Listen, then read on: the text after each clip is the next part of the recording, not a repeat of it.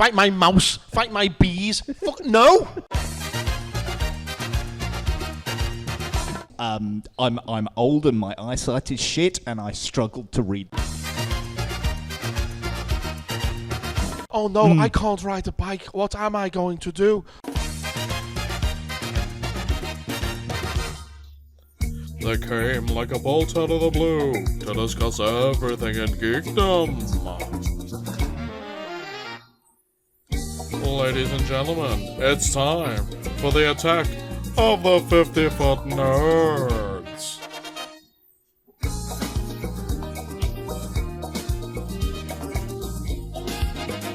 Ladies and gentlemen, welcome to the live recording of the attack of the 50-foot nerds. Make some noise! Do you know what? I love it when we've only got one person in the audience. No, we've actually got people here this month. Wow! I mean, this is like a record-breaking audience or something, isn't it? We've had more than this. I don't know what to do. They keep looking at me. I don't think I like it. Why? What's it like when people stare at you? What's it like when they're all up close and personal, right in your personal space? Okay. You can put your hand on my ass. That's the most personal space. Shut up, you. Deal with you. We'll deal with you later. This is episode 93 of the Attack of the 50-Foot Nerds podcast. My name is Mike Bell, and we are here to talk to you about all the latest stuff in geekdom, in Warrington, in Geek Retreat itself. Oof. That's where we do these shows. If you like us, come and see us. If you don't, fuck you. I don't give a shit. You wouldn't be listening to this, so you wouldn't hear me say it. So I'll say it behind your back. I'll say it to your face. I'm going to fly and fuck. So... I'm here this month, as I am every month, and this month I am joined. Let's see, which side we go for this month? Which side do we go for? Yeah, just because it says Coke on the can. Just because it says Coke. Just checking. Okay, which side should we do first? Left or right? Left or right? My right or your right? Doesn't matter. Doug, you're up first. Introduce Wonderful. yourself. Hi, I'm Doug. I run Geek Retreat Warrington, where we host this once a month. Come down and see us. It's a lot of fun. I'm glad you're bringing the energy for this one. Yeah, buddy. Get on over to my left. Here's one we prepared earlier. It's the man with 2 Blue Peter badges, not just one. Does he have a name? Yeah, he does. It's Paul. Paul is in the house. Paul is in the house. And you may be wondering, is there anyone else on the panel? No. It's just us three. No, it's just us. Because I just need to do a bit of an announcement first before we go any further. As anyone who's listened to the show for a while will know, we started Tap Dancing on Gravel way back in 2012. Mm-hmm. When the show was just run by me and Amara. And you may have noticed over the last 12 months or so of doing the show, Amara's attendance on the podcast has been very limited. And we have reached the conclusion now in discussion with Amara that she is actually going to take a step back from the show. She just unfortunately doesn't have the time to commit to doing the podcast. So instead of that, no booze or anything like that. You're doing a last post, are you? Oh, okay, that's fair enough. I thought you were booing it. There's your first free one. Dare you to do it too. So, yeah, instead of wondering each month if she's going to turn up or anything like that, we've taken the decision along with Amara to say, yeah, I think it's time to step back, and so she's going to do that. She'll still turn up from time to time. Yeah. The best way to think of Amara right now is, you remember Happy Days? Everyone remembers Happy Days, yeah? With the Fonz and Richie E. She's already been through this. So you're likening Amara to Richie's elder brother. That's right. Who basically went upstairs in season 1 and was never spoken of ever again. That's right, yes. Amara will become Bobby Brady in our little situation. Except a weird cousin. No. No. Amara, she's gone off to she's Frasier. She's gone off to have her own adventures elsewhere. That's the best way. Better not be more popular than ours. Shut up. Just means Amara, if you're listening, don't do it. Just means we can get in on a sitcom every now and again. I just turn up. Oh, a very special episode. Yeah. I'm rolling like our sweep. Yeah. Amara shows up and you make her push a broom around. Amara walks into Geek Retreat and he's like, oh God, this must be a Doug episode. Oh shit, here we go. Hang on, no, say it again. Say it again. Amara. Yeah. Amara walks into Geek Retreat Warrington. There you go. That's what you have to do, especially when the special guest turns up. Oh yeah, absolutely. Yeah. Okay. Yeah, it's like when Bless her. like when John Claude Van Damme turned up on Friends. He did, didn't he? For Yes, Outbreak 2. Yes. Fucking hell. The virus takes Manhattan. Yeah. That was a very special two-parter episode because you had John Claude Van Damme and Julia Roberts in that episode. And then in the other episode, you had Chris Isaac and Brooke Shields. Oh shit! Yeah, because she's the one who thought that Joey was the character was a real life. Because now, and also Homer Simpson's in that episode. Because I always watch now with friends. I watch like the episodes I like. Do you know what I mean? I don't sit through it and watch it all and go, do you know what made me laugh right now? The one when nobody's ready. Let's watch that. That's a good episode. That's a fucking great episode. That's my go-to. That one. It's funny you mentioned Dan Castellaneta being in that because it's about your monkey. Because he was Buffy the Vampire Slayer's driving instructor. We've just watched that. And he was also Reed Richards' teacher in that movie that we don't like. Yes. Where he built a time space machine out of fucking Nintendo 64. We just watched that again as well. Was it still shit? Of course it was. No, it's dreadful. It still has problems. It's shit. It's shit. Let's not sugarcoat Get him, it. Mike. Yeah. I'm sorry to headphone users right there, but fucking... Jesus, we're having words. Anyway, what have we been up to this month? Oh my God. Me first. Yeah. Jesus Christ. Yeah. Been up to Jesus Christ. Yes. You've revealed yourself as our modern day Lord and Saviour. To be fair, let's put a big rock in front of Geek Retreat and see if Doug comes out 3 days later. I mean, it's nearly Easter, so it is the right time of year. Exactly. I fucking might as well at this point. I don't come out for days anyway. So it's been super busy. You've seen it today as well because we've just done the pre-release for Taki. Dragonstorm, which is the new Magic the Gathering. We did the pre-release. I entered the pre-release and I got to play, which was lovely, playing with the new cards and whatnot. Last week it was Pokemon.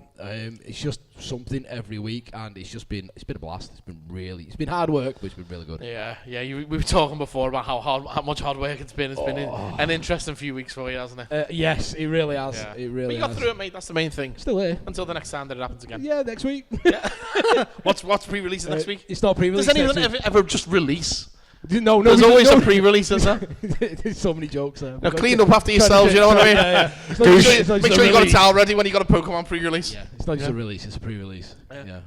And that never happens to me. Never happens to me, that. So it's been mad. It's been good. So next week we've got our first Pokemon League Challenge, which is hopefully more people will come and play in the store. You have to walk down the street and people just stop you and go, "Oh, we're going to fight you right now." And you can't get past them. They always get in your way and it pisses you off.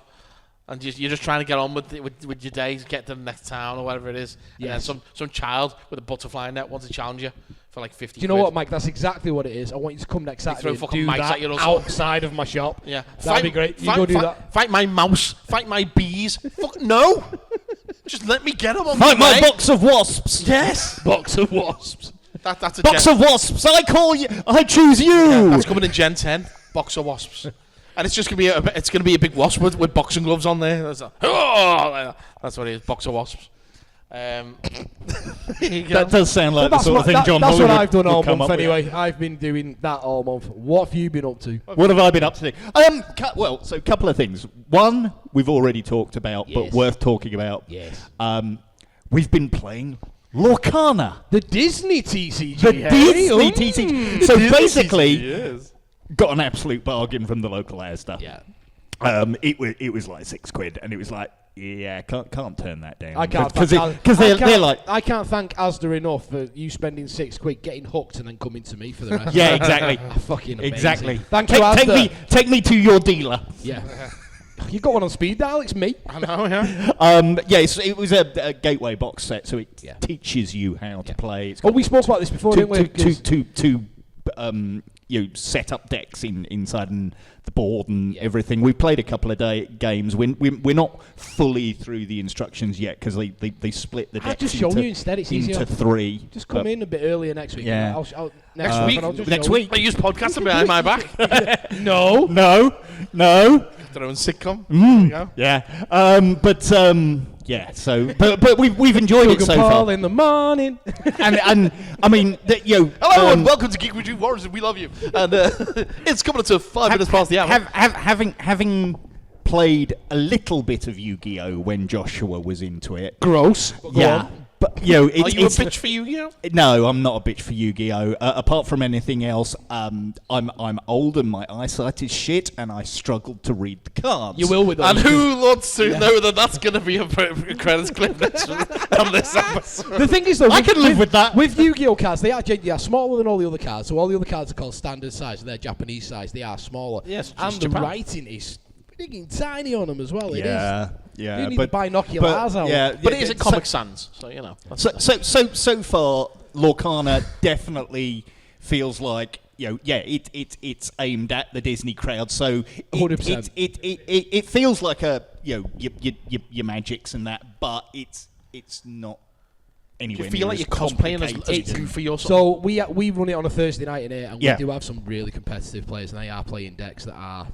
You'd be like, oh my god, is that legal? Yes, it's legal. It's absolutely insane what these guys are doing. But Lorcana is one of those games that I love just to sit down and teach somebody to play. Or if somebody's got a deck, I'll grab my deck up. We'll just sit down and play. I don't mind losing. I honestly don't care. So if they are better than me, then let's go. We'll just do it, and it makes them feel good and whatnot. If you think that the Lorcana one is good, Star Wars Unlimited will blow your face off. How much money have you got? Not enough.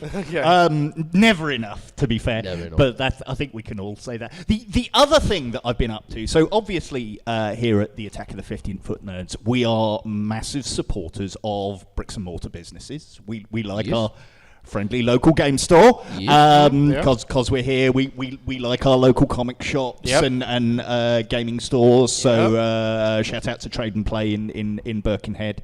Shout out to Rewind in Old Swan, by the way. New vintage toy shop just opened up by me. So last couple of weeks, I discovered completely by accident via the Facebook algorithm that in Birkenhead we have one of the last. There isn't an exact number. We reckon it's maybe about half a dozen. One of the last half a dozen video rental stores in the country. Well, there's one in Liverpool as well. Yeah. To rent videos. Yeah. Video. DVDs, Blu-rays. Oh, they do videos as well. The one by me. Yeah. Well, so does Dave. Video Odyssey. Video Odyssey. Yeah. So in Bebington is Snips. Do you pay extra to rent the DVD player? Because I ain't going. Well, I'll get to that because Dave tells a story about that. I rented an iToy for PlayStation 2 from Blockbuster back in the day.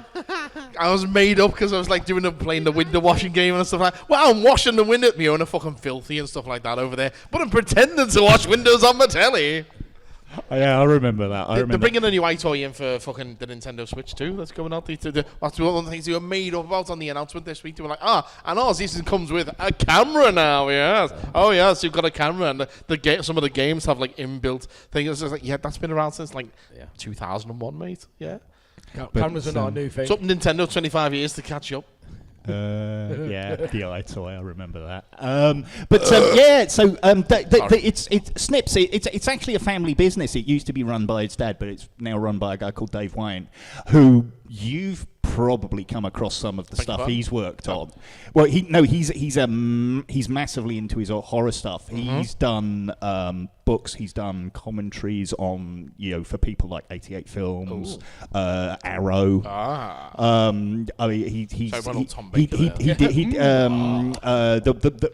one I saw a copy in the world of recently was he did a couple of E.T. He did a. Pack it in. Pack it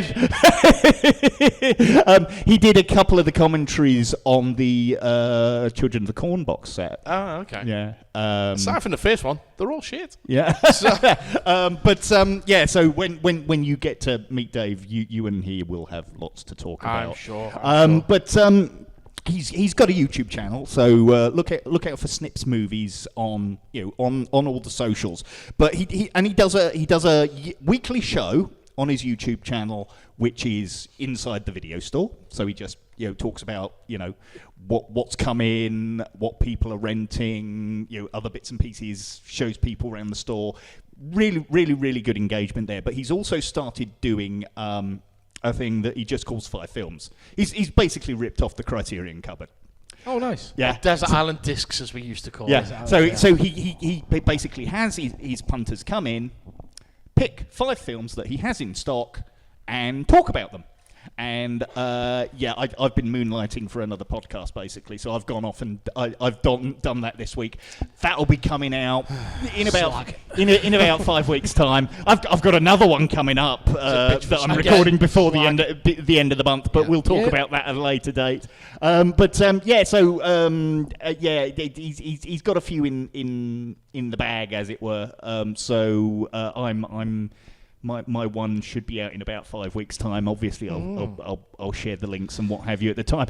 I can't wait. I'm not going to tell you what I picked, but I'm going to ask you, what do you think my 5 films might have been? Oh, fucking hell, would you? Yeah. Oh my God. Who fucking knows what it could be? Doctor Who Invasion, Dogs Invasion, 2150 AD. To be fair, I would have picked one of the Cushing. I would have picked one of the Cushing movies, but he doesn't have them in stock. You could have, you know? No, it has to be something that he can then rent to somebody else. Name your 5 favourite films, but I've got to have it's it. About it. So what Dave is about is using the word algorithm again. It's about you disconnecting from the algorithm, that you get with like what gets suggested with streaming and what have you, because you're browsing and you might see something. Because Netflix can't say you might enjoy this if it's not on Netflix, basically. Netflix has never said like, I think you might want to watch porn, because I always do. I know, but it's never there. I know. To be fair, Netflix doesn't know what I'm watching on Pornhub, so yeah. But the whole idea of 5 films is Dave is getting people to come in to suggest to his other customers things that they might be interested in seeing. Why can't you suggest to him something to get in stock then? Sorry? Why can't you suggest to him something to get in stock? Well, we were saying there's a new American 4K box set coming out of the 2 films that he I have a question about your question. You there, the gentleman in the hat. Thank you very much. Okay. So if you're asking us what 5 did you pick? What 5 do you think I picked? Now, are these ones that you just can't get anywhere else? You can't just go home and watch it on Disney Plus, I personally Netflix? own all 5 of these films. So why would you rent them? No. It's about. Fuck's sake! There's a fatal flaw in the plan I here. think you're missing the point of the thing. No, that's about an alien shapeshifter in Outpost 31 in the Arctic. I wasn't talking about that thing. I was talking about being I'm going to grim. rent a car, but I'm going to drive my car to get there. So, the question remains: which 5 films do you think I picked that I would suggest? You bring the whole cast. Why have you wasted that money? That I would suggest to other people they might you want watched to it this rent. morning. That they might want to rent from Dave Wayne. So your boy's got DVDs and videos and whatnot. He's got right. But he's got like 16,000 titles. 16,000. So I would assume most of them are like really mainstream. Then No. Okay. That's another thing about Dave. He's very much a supporter of your boutique labels. So he's what label? Boutique labels. I thought you said boutique. So 88 labels. Films, Indicator, Eureka's, Masters of Cinema, Arrow. Right, let's try and guess these, because this is getting okay. long. But okay. So we've got to think about films that Paul might own that someone won't have in a video shop to rent, and. Come on, you know me. So what films? I just fucking guessed one, and you said no. Yeah, because he didn't have that one in stock. But you're. I reckon there's probably a James Bond on there. No, there isn't. No. Okay. Funnily enough, I've just started rewatching. I know, because you started rewatching them, so I probably think, oh yeah, he's definitely rewatching them because he fucking owns them. Yeah. So, Doug, Clerks. it is on the list. Ting. Fucking nailed it. Hang on. Let's go. If we're doing it, we're doing it right. There we go. Dave is actually a big Kevin Smith fan, so we had a long conversation about that. Okay. Let's see. Something. No. See you later, mate. I'm gonna guess Ghostbusters. Nope. No. Right. Wow. Okay. Were they all indie ones, or? We should have left this for the people to fucking if they want to win a Nintendo Switch. Yeah. Well, you're not going to find out for anyway, 5 weeks. No. So, Anyone in the audience want to hazard a guess? There's only one You film probably know, on so the you're not list that I would consider mainstream. Oh, for fuck's sake! One then. of them was mainstream. Yeah. Jesus No. Christ. No, I don't consider. What? Star Wars isn't on the list. No, I didn't. There's no point in me talking about Star Wars. Everybody knows Star Wars. Star Trek: The Slow Motion Picture. No.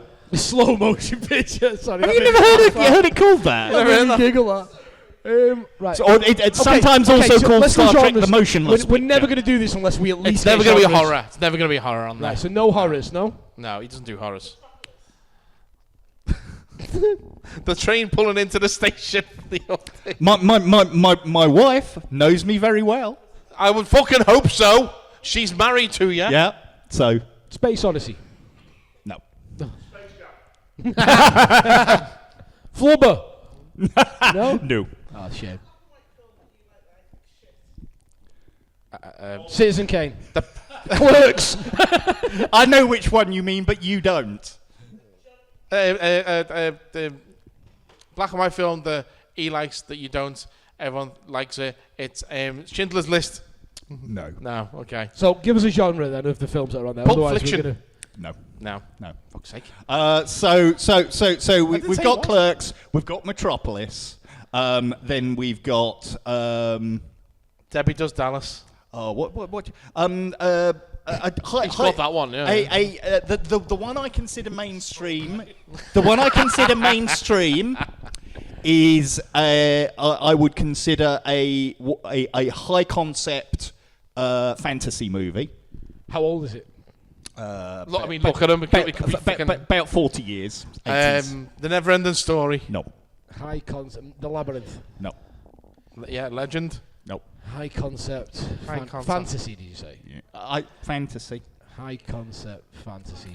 Macaulay Culkin in The Page Master. You know what? We could. Yes, go we on could for be it. here all night We with could this. be all- You know what? I'm Just fucking tell us. No. I'm Oh, for fuck. no. You're gonna have to wait. That's all we got. You're gonna have to. You're gonna have to wait and sit through me talking through the 5 films on Dave's channel in about 5 weeks' time. So keep an eye out for that. I don't know if I'm gonna fucking put your ass, but yeah, sure, why not? Well, we're gonna get you in to do it as well. I know. You know, I'll actually tell people what I watched. Okay, so what are Well, the the whole fucking point of it is you're telling people. Dark Crystal. No. fuck off. Thought I was onto it then. No. Anyway, what have you been up to this month, Mike? Yeah. What have you done this Okay. this month, Mike? So, not a whole lot, to be honest with you, but I did do something which is actually quite interesting. Tell you what you didn't do. What? Put the Christmas episode out. I know. Sorry. Oh yeah. Naughty boy. Oh, we It's need to literally going to be in time for Easter. we need to tell everyone what happened with last month's episode. You almost didn't get episode 92, by the way.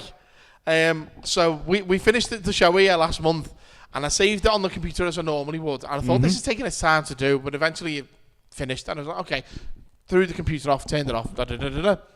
Went to turn my computer on Monday to edit the episode. Turned it on, went to the folder, and it just went, what episode? I was like... You're imagining it. I was like, huh? And he went, thanks for telling us about a folder that's not in it. Tell you what, we'll delete that folder, shall we? It's gone. Could not find it on my fucking computer anywhere. So I was like, what the fuck? So I'm trying literally everywhere, looking in all the temporary files and everything like that. Nothing. Cannot be found. And I messaged these guys and just went, look, I think we're gone. I think we've lost it So we completely. came back and did it again. Yeah. Exactly word Word for for word. word. Spot on, and that's what you get when you Yeah. listen to it. You're welcome. Now, what actually happened is a friend of mine at work, my Barry, he said to me, have you ever used this particular program to recover deleted files? I was like, never even heard of it. He said, yeah, try it. So I said, okay, put it on there. And I had a good scan through, and it took like 45 minutes, but eventually it went, is this the file that you mean? Yes! This is the file So- you're looking for. But it wasn't like a WAV file or an MP3 or anything like that. It was literally, because we record this through Audacity, it was like whatever the Audacity temporary file is called. So I grabbed that, threw it onto Audacity, and loaded up. There's the whole episode.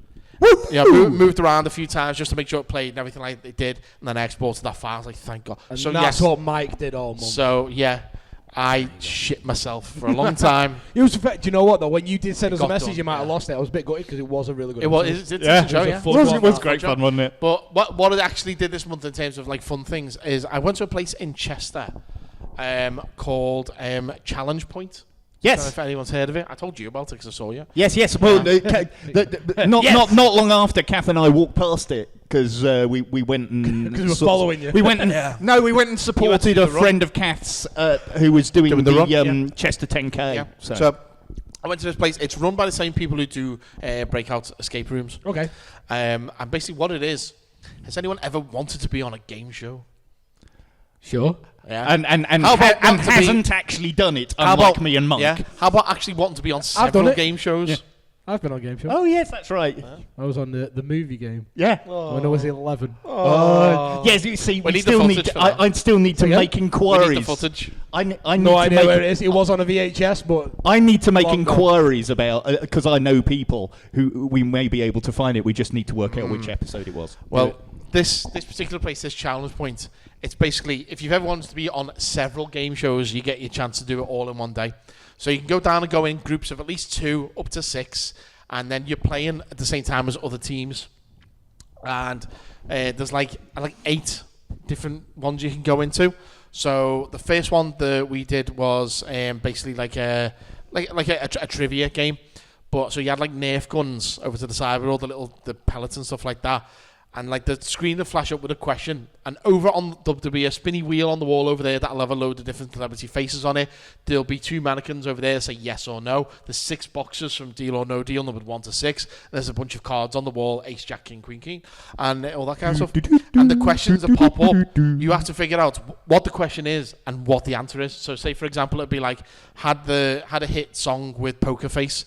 And you got to find Lady Gaga's face on the spinny wheel. Bang. Lady Gaga. And it said, okay, such and such a song was released in the chart in 1991. Did it get to number 1? So you might hit true or false or something like that. Or it might be, this song came out. What number did it get to in the charts? It got to number 3, so I'll shoot the box for number 3 for that. So you've got to not only figure out what the answer is going to be, but then where it corresponds to something in the room. So it's like star of the Muppet movie. There's a picture of Kermit the Frog over there, so I have to shoot that. Or, so there's loads of different things like that. It's a good one. Then from there, we went into Supermarket Sweep. So again, so there's a little mini supermarket rolled out, and you have to find the item. It comes up on the screen, it says find this. So you've got to find it. You have little hand scanners. Beep. Well, you say it was So you do that. Supermarket Sweep. It was just the Aldi next door. No, it's a little tiny supermarket. But you have to scan the items on the shelf and stuff like that. And it says, like, scan the 3 items that add up to this amount and things like that. So you have to work it all no, it was out. clever. It was the person who owns the place and have time to do the shopping. Yeah. So he sends them on there, go get me all this, Yeah. and then they shoplift and bring it to him. There you go. Genius. And then we did, there was a crisscross laser grid system. So you have to do one of them. How many times you have to get from one end of the room to the other, press the button. That's very Crystal Maze. And then, and it was like how many times you could do that in a minute and stuff like Josh that. and I did Crystal Maze in Manchester a couple of years back. That is good fun, actually. Yeah. There's another crisscross laser grid room. This one you do in pairs. So the room's divided in half. There'll be 3 different coloured lasers. So there'll be like red, green, and blue lasers. And you have to break the lasers in order. So you have to break the blue ones first. So you might have to cross over the red and the green ones, cut your ones, but you can't start to cut your green ones until both of you have cut your blue ones. So you have to communicate. So like, okay, I've done my blues. Okay, I've done my blues. Okay, now hit your greens. Yeah, I've done my greens. Now hit your red. So you have to communicate and stuff like that. Then there's one which is like the Ant and Deck Limitless Wind. It looks like the fucking Great Glass Elevator. You walk into it, there's thousands of buttons on the wall. So all the questions on the screen, answers, numerical answers. You've got to find the answer, the button for that answer. So it's like, how many members are in JLS? So you have to find like button 4 or 5 or whatever it is. That kind of thing. Do you know what? I know what It's JLS good stands fun. for, but I don't know how many's in it. I don't even know what JLS stands for. Jack the Lad Swing. You know what? I did know that because she told me at some point. It would have took me a minute to remember, but yeah, I'm trying I to did remember know that. what was the other game? There was I'm trying to think. There's only one other one that I can remember off the top of my head right now. Oh no, there was 2 others. One of them was basically charades you have to play on a screen. So again, Smash that, me, I'm awesome at that. yeah. So you get separated into different rooms. You can see the other person on camera, and if your screen next to you comes up with like an item, then there'll be a little desk there that kind of has all like 6 items written on it. So you have to like say, for example, it was a chicken. So I'd start going like that to show, oh, it's a chicken. But they might, on their screen, they might have like a chicken, a cow, a sheep, blah, blah, blah. So you have to press the right button to respond to what they're trying to mime out for you. Things like that. It's difficult to kind of work out. And then the final one, which was my favourite one. So you go in a room, there's a wall down the middle of the room. One of you sits this side with your back to the wall. The other sits this side with the back to the wall. On the wall in front of you, there's like maybe 25 faces. Okay? And the other people, they've got 25 faces. Different, same faces, but all jumbled up on each side. On the screen, you will get half a face. So you might get the top half, they get the other half. And between you have to work out who it is. And each of the pictures on the wall, there's a button underneath it. But you can't stand up and press the button. You have to use a boxing glove on a stick to press the button. It's basically giant Guess Who, and it's fucking fantastic. Yeah, and then if your team wins, you get to go on to do a final game. But unfortunately, our team didn't win. We came like third or something like that. But considering we only had 2 people on our team, and the other teams, like some of them had like one team had like 6 people. You could have just done better. Fuck you, Doug. You tried that. But yeah, it's good fun. I definitely I mean, recommend admittedly, this is the guy who basically screwed the pooch on the last game show he did do on the television. Shut up. Yes, I'm really confident. Hang on. Which one has lasted longer when we did Tenable, Paul? Which one of us actually, earned money for our team when we Yeah, but I was the captain, so I knew I knew I wasn't going to get kicked off. So yeah. I peaked at 11 and stopped. Yeah, that's where you want to peak in life. So that I did that. It was really, really good fun. I definitely recommend that. I know they've got one in Chester. I think they've got one in Manchester. And the guy, when I was leaving, I was talking to him. I was saying like, that was good fun. And he said, I said, are you opening any more up? And he said, I can't officially say anything, but keep an eye out in Liverpool later this year. Sweet. So yeah, I definitely, honestly, cannot recommend it more. It was so much fun. Cool. Yeah. Fuck me knees up crawling around on the floor trying to get under the laser grids, but that's another story for another time. Yeah. So so that's all the stuff that we've been up to. That's everything that's all that we've got time for this evening. I know, yeah, because you fucking wouldn't tell us your films. So shall we do what we actually came here to do then and talk about some news for Geekdom stuff, because we're doing the news in Geekdom in the section that we call the Geek News. Yeah, go on, man. Okay. Let's time for the 50-foot news. You want news? We got news. It's time for the 50-foot news. There we go. Hey! The audience joins in. Love it. Okay. Right. Manuel, baggage. Yeah. That's touring soon. Yeah. Going to go and watch that. Yeah. Right. Okay. Let's get to it. You all know that we're going to be doing this. Filming for Avengers Doomsday. Gambard, Gypsy, Top Servo Crew. Now, Mike. Deep breath. Oh yeah. Okay. Ace Ventura, all the names. I'm going to try my best. Do it, mate. Okay. So filming for Avengers Doomsday has started in I believe it's Pinewood down in that there London. And to celebrate, Marvel held a 5-hour-long live stream to announce all the cast, and they literally did this one by one, like every 12, 13 minutes. Chair. Yeah. Here is another chair. Yeah. Okay. 20 minutes later, here is another chair. Well, I had YouTube It was on. brilliant. Yeah, I had YouTube on, and I just saw it said Marvel Studios Live now. I thought, oh, what's this? And it just said announcement. I thought, oh, what's that? So I clicked on it. All it was a picture of a chair that said Chris Hemsworth. I was like, oh, okay, well, just wait. And I just left it on the screen for a while, and eventually it moves on to the next one. I thought, oh, they're doing this. I might be a while. So I thought, no, I'll just leave it and come back in a couple of hours. So, this is our so far confirmed cast, okay? Takes a drink. Takes a deep breath. A whiskey drink, a vodka drink. Okay. A lager drink, a cider drink. So far we have Chris Hemsworth as Thor, Vanessa Kirby as the Invisible Woman, Anthony Mackie as Captain America, Sebastian Stan as Bucky, Letitia Wright as Black Panther, Paul Rudd as Ant-Man, Riot Russell as US Agent, Tanaka Waititi Major as Namor, Ibon Mas Baccarat as The Thing, Simu Liu as Shang-Chi, Florence Pugh as Elena Belova, Kelsey Grammer as the Beast, Lewis Pullman as the Sentry, Danny Ramirez as the Falcon, Joseph Quinn as the Human Torch, David Harbour as the Red Guardian, Winston Duke as M'Baku, Hannah John Kamen as Ghost, Thomas as Loki, Patrick Stewart as Professor X, Ian McKellen as Magneto, Alan Cumming as Nightcrawler, Marika Remain as Mystique, James Gardner as Cyclops, Channing Tatum as Gambit, Pedro Pascal as Mr. Fantastic, and Robert Downey Jr. as Doctor Doom. Congratulations, you managed to get 1, 2, 3, 4, 5, 6 more than I thought you could without breathing. Yeah, no, that was you breathed tricky. at Loki. I know. Yeah, and I messed up a good few of those names, but I don't give a flying fuck. You can go online and read them all yourself. I'm not your mum, right?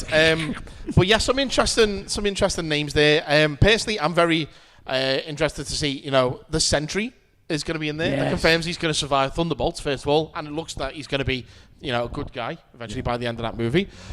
Also, Hannah John Kamen as Ghost again seems to confirm the fact that she's going to survive Thunderbolts. I thought she'd be a goner. I noticed Taskmaster's not on there. Just saying. Yeah. Little spoiler for when you watch the Thunderbolts in a couple of weeks. But the big kind of like surprises for me is Tenoch Major as Namor. Yeah. That's interesting. And just remember, this is going to be our first movie with Namor and the Invisible Woman in it. So that's going to be interesting to see what happens if and when they meet. Yeah. But of course, It was obviously, Moida.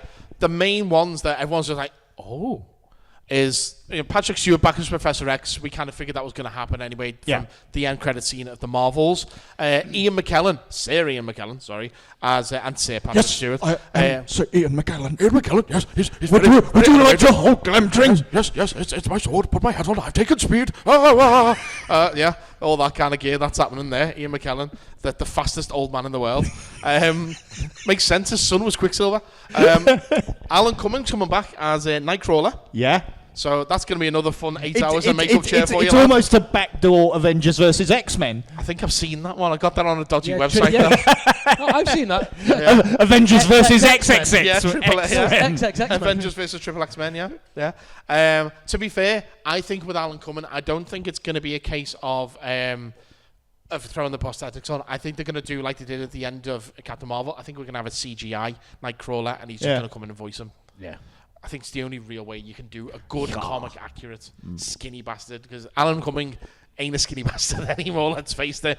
You know, he's still all right, like, but I just don't see him playing that role with the same. No, I mean, I rewatched all of the Fox movies recently. The guy not like really pissed off though. Well, that's a good point. Yeah, we do have obviously the younger X-Men from the the one that was in Apocalypse Glee. and stuff. The rebooted timeline. Yeah, I mean, James Marsden back as Cyclops, unlucky lad from Ready Player One. Well, you know. Because James Marsden can do no wrong. He's Fight me. fucking amazing, James Marsden. I love him. And if no one's seen it, do check out Jury Service on Netflix. Oh, so good. Have you watched Amazon with him. Have you watched Paradise yet? No, yet. I have been watching. Go in blind. Go in and watch it blind. It's kind of fun. I've been watching the last one laughing on Amazon. That's fucking hysterical. That show. Amazing. If you've not watched it, get it watched. I showed it to my mum. She was giggling away. She's like, "Well, you know me. I don't like Jimmy Carr." I was like, "It's not about Jimmy Carr." And she was like, "Well, I don't recognise any of the people on this." I was like, "Doesn't matter. Just watch it." And like fucking Daisy May Cooper turned up. She's like, "She's not a comedian." She is. And then like within like 10 minutes, she's pissing herself laughing. You know who Daisy May Cooper's uncle is? Yeah. Trevor Cooper from who we know from like Doctor Who and shitloads of other stuff. Yeah, I know, but we've not talked about it on podcast. Yeah, I found that out at Hooverville last year because he was a guest. Now, obviously, with the list, we've got some glaring omissions. No Spider-Man, no Star-Lord, no Wolverine, all the other X-Men, but not him, and no Captain Marvel. Actually, which is quite interesting. They're going to lead. They're just not giving it us all. Well, that's the point. That's what I was about to say. Kevin Feige confirmed CinemaCon was this week. Yeah. If you don't know what CinemaCon is, it's basically, it's not a con from the name as such. It's basically all the cinema owners and stuff like that get to go to like a convention center essentially and watch presentation after presentation after presentation. All the studios say, okay, here's all the films that we're going to be putting out over the next year, so the cinema places can say, okay, that film looks good, we'll probably put that on like 2 or 3 screens, or that one's shit, we'll only run that for like a week and stuff like that, so they know how long to put things in for. So that's what they're doing. It's very rare that like footage gets leaked out from trailers that get shown and things like that. But yeah, it's a big deal. And Kevin Feige said this week that the cast is not complete. Okay, there will be more announcements. But the big rumours that's come out just the last couple of days is that Hayley Atwell has signed on to play Peggy Carter again. Now again, whether that's classic Peggy from when Cap went back into the past, or whether it's Captain Carter, we don't know. Don't care. Chris Evans obviously is expected back as Steve Rogers, you know. Mm-hmm. So we will see what happens with all those. Sticking with Marvel, they did announce during their panel, actually it was a Sony panel, that Spider-Man 4 actually finally has its title. We are going to have Spider-Man Brand New Day. Okay. Now, if you know your comics, okay, yes. Daniel Destin is directing this movie, the title of which comes from a storyline that came after Civil War. Now, in Civil War, Spider-Man unmasked and his identity was shown to the world. He basically made a deal with the devil, with Mephisto, so that everyone in the world will forget his secret identity. But in return, Mephisto said, right, I'll do that for you, but I want your marriage, essentially, and destroyed Peter and Mary Jane There's the whole one more day thing as well, but that's the whole thing. But yeah, so that was it. But that kind of ties us into where we are right now. Obviously, at the end of No Way Home, Doctor Strange's spell, no one remembers Peter. He had to kind of give up his relationship with MJ in that movie as well. So again, that kind of sets us up where we are right now. So that the title Brand New Day kind of works. It was revealed also this week that Stranger Things actress Sadie Sink has been cast as the female lead in this movie. Now, no official confirmation as yet, but seeing as she is obviously, you know, a young woman with bright red hair, people are obviously starting to think, who might she be playing? A big suggestion is Jean Grey as a young X-Men for, you know, mutants in that universe. But again, some more rumours are saying Mary Jane. And I kind of think, okay, well, how can we have Mary Jane? Because she's MJ and Zendaya was MJ. Remember, Zendaya's character is actually Michelle Jones Watson. Yeah. She's not Mary Jane Watson. So she could just be her cousin or something like that. Yeah. You know, there's plenty of that. But that's a bit shit. That if fucking Spider-Man jibs off Zendaya and gets with her cousin instead. You know what I mean? It's just like, okay, I can't be with you. Hello there. You know what I mean? That's a bit shit. You might just have a kink for girls called MJ. We don't know. But as for when this movie comes out, it actually comes out smack dab between Doomsday and Secret Wars. So who the fuck knows what the Marvel Universe is going to look like at that point anyway. So, guess we'll find out. They've got to do something. They've got to do something. Oh, yeah. Mm-hmm. I mean, imagine if this takes place on Battleworld and he meets this girl called Mary Jane, like, in Planet Hulk or something like that. Everyone else is a fucking Hulk, but she's this little ginger girl sitting in the middle of the road. Oh, let's face it, it's going to be better than I reckon they're throwing Morbius. you off like they did with Bryce Dallas Howard. What, Because she's a redhead, and then he's they're gonna going to blonde her up. Yeah. Like they did with fucking, what's her face in Amazing Spider-Man? Emma Stone. She's traditionally a blonde in movie, although she is ironically So they natural redhead. hire gorgeous redheads and then ruin them by making them blonde. Yeah, weird. Stupid. Yeah. Stupid. Anyways, so that's that. Okay, so we're going back to the Spider-Verse, okay? After what feels like 1 billion delays, we finally have a release date for Spider-Man Beyond the Spider-Verse, the third in the trilogy. You mean part 2 of the second movie? No, it's the third in the trilogy, Paul. Yeah, the second movie is half a story. Yeah. It's a 2-part... Okay, explain at the end of the first Spider-Verse movie, the portal opens up above Miles. So you're saying that was part 1 and then the second film was part 2 because it picks up where that one left. Technically, the story was half film. Yeah, it's a fucking trilogy, Paul. You never heard of a cliffhanger before? We gotta go back to the future, so there's gotta be no more kids. Yeah. What, Back to the Future? Yeah, which then sets off a Back to the Future 3. It's called a trilogy! So, yeah. There we go. But, yeah, bear in mind that Spider-Man Beyond the Spider-Verse was actually supposed to be out by now. It was actually supposed to be out 6 months after Across the Spider-Verse. But then something happened and it must have just been like, oh no, I've lost the file. Lads, I could have saved it for you. I know what it was. It was during COVID. They had to draw the masks on everyone. That must be it, yeah. Yeah, and it took so long, and now they've got to erase them and put them back to normal again. Well, hang on, it's Spider-Man, he wears a mask anyway. So you're saying they had to take the Spider-Man masks off, put COVID masks on them, then take the COVID masks off them, and put Spider-Man masks back on? Yeah, that's why it took so long. Yeah, that's exactly what happened. Fuck. It's the GTA 6 of the movie, yeah. Fucking COVID. Yeah, that'll get fucking delayed. We'll get Beyond the Spider-Verse before GTA 6. I wouldn't put it past them. So we got a release date for that now. It's actually, we've still got a bit of a wait ahead of us. It's June the 4th, 2027. Bear in mind, again, as we said here, the last time that we saw Miles, the Spider Corps were after him. He'd escaped to Earth 42, was then captured by his doppelganger, who was that universe's version of the Prowler. So with enemies on all sides, it actually seems to be quite an epic finale that they're setting up for. We will wait and see. Mm-hmm. So, which just reminds me for 1 second. Can you just hold this for me for 1 minute? Okay, thank you. So I've dropped something on the floor. Just bear with me 1 second. I just need to... Aha! It's John Hollywood time! Yes, John Hollywood is here. And what was it? What does he want to know, John? Oh, well, yes. I have a question for you all. Yes. I want you to... You, Doug. Yes. Pitch me how you're going to finish the Beyond the Spider-Verse. Well, first... And you, Paul. Ha! Yeah, Big arm energy! I've got a pitch. Okay. Doug, do you want to go first? Sure, I might not be shit. No. So, first of all... Let's be honest with you, Paul. You read the show notes. Doug hasn't. You've had time to prepare. So yours better be better than mine. Right, Cheer on me. John, first of Yes. all, they have to go in. They have to erase all the masks off the faces because of COVID. Right. Yes. So that's happened. So where we left off, you've got the Miles Morales with the braids in his hair and stuff. The So Prowler, he's now the Prowler, and then you've got. Is he classically tied to the punch bag like Peter was in the first one? The spot, you mean? Yeah. Sorry, I'm lost now. Anyway, doesn't matter. Potentially. Doesn't matter. So Okay, you've set me up now there, dog. So Thrill me! thrill me. So yeah, so I reckon that they're just going to do it as.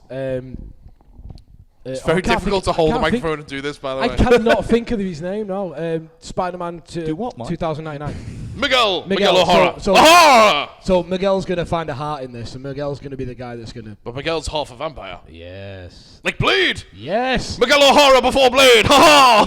And then Blade's going to come in it as well. Why not? No, he's not. Let's be honest.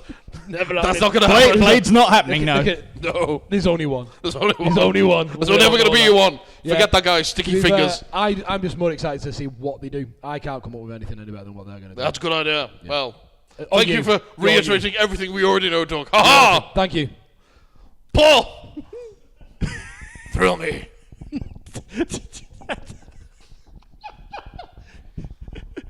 What? Sorry, it's just really scary when he comes in that close to the camera. Thrill me. Right. I hope you're all thrilled. Ha ha! John, so Yes. we know that at the moment, one of the most popular films, certainly in our house, is Wicked. Is that one of the 5 films? No, it's I not. didn't fucking think so. You own it. We don't own it. We watched How it. can it be popular? We watched it by other means. But anyway, so, but music. Paul's killing Hollywood. Ah! I can't. What have you done? My boy. My boy. They've killed my boy. John! Get him on. Don't you do it. John, stay with us, John. Stay with us. Throw me. I'm alive. So anyway, Yes. so what I'd like to see is, because musicals are so popular, Are they? I want the Spider-Man musical that we didn't get when they did Spider-Man. Turn off the dark. The movie. Ah! Oh, no. I want them to do Spider-Man Step Up to the Spider-Verse. So Miles Morales teams up with the Tom Holland, Andrew Garfield and Tobey Maguire Spider-Man and form a street dance troupe and get into an all-out battle of the bands against a team led by Spider-Punk, because he's on guitar, and Spider-Gwen, because she drums, and we'll have a cameo from Channing Tatum as Gambit as well. I'm not thrilled. I'm ecstatic! Oh, big up energy! Big No, arm seriously, energy. no. Red light on that one, Paul, I'm afraid. Aww. Because there's not really much plot. All you've said is that basically stunt casting and music. You've not given me any examples of a song. like Hollywood has never Paul, thrown billions of dollars at stunt casting and Paul! No, don't do it, John. Got it, mate. It's okay, I can't strangle him. Can I use one arm at a time? It's fine. Go on, John. Paul, I will give you the green light if you sing us an original song that you composed for the movie right now. I'm not that prepared. Yes, you are. No, I'm not. Yes, you are. No, I'm not. Thrill me. Sing me an original song, Paul. Boom, boom, boom, boom. Spider-Man. Spider. Not an original. That's the original. Here we go again. Sorry, I saw that one, yeah. Yeah, to be fair, I do like that version of the theme tune they've done for Your Friendly Neighborhood Spider-Man. Boom, boom, boom, boom, boom. Come on! I'm scared. No, it's a red light then, I'm afraid. I was trying to tee you up for a nice fun comedy bit there, but you didn't want to play. Unbelievable. Boo this man! Boo him! Boo! Yes. No, it's a red light for me, Paul. You've disappointed John Hollywood. You've been blacklisted. Oh dear. You'll be making low-budget copyright infringement movies for like Popeye and stuff like that for the next few years. Sounds like the story of my life.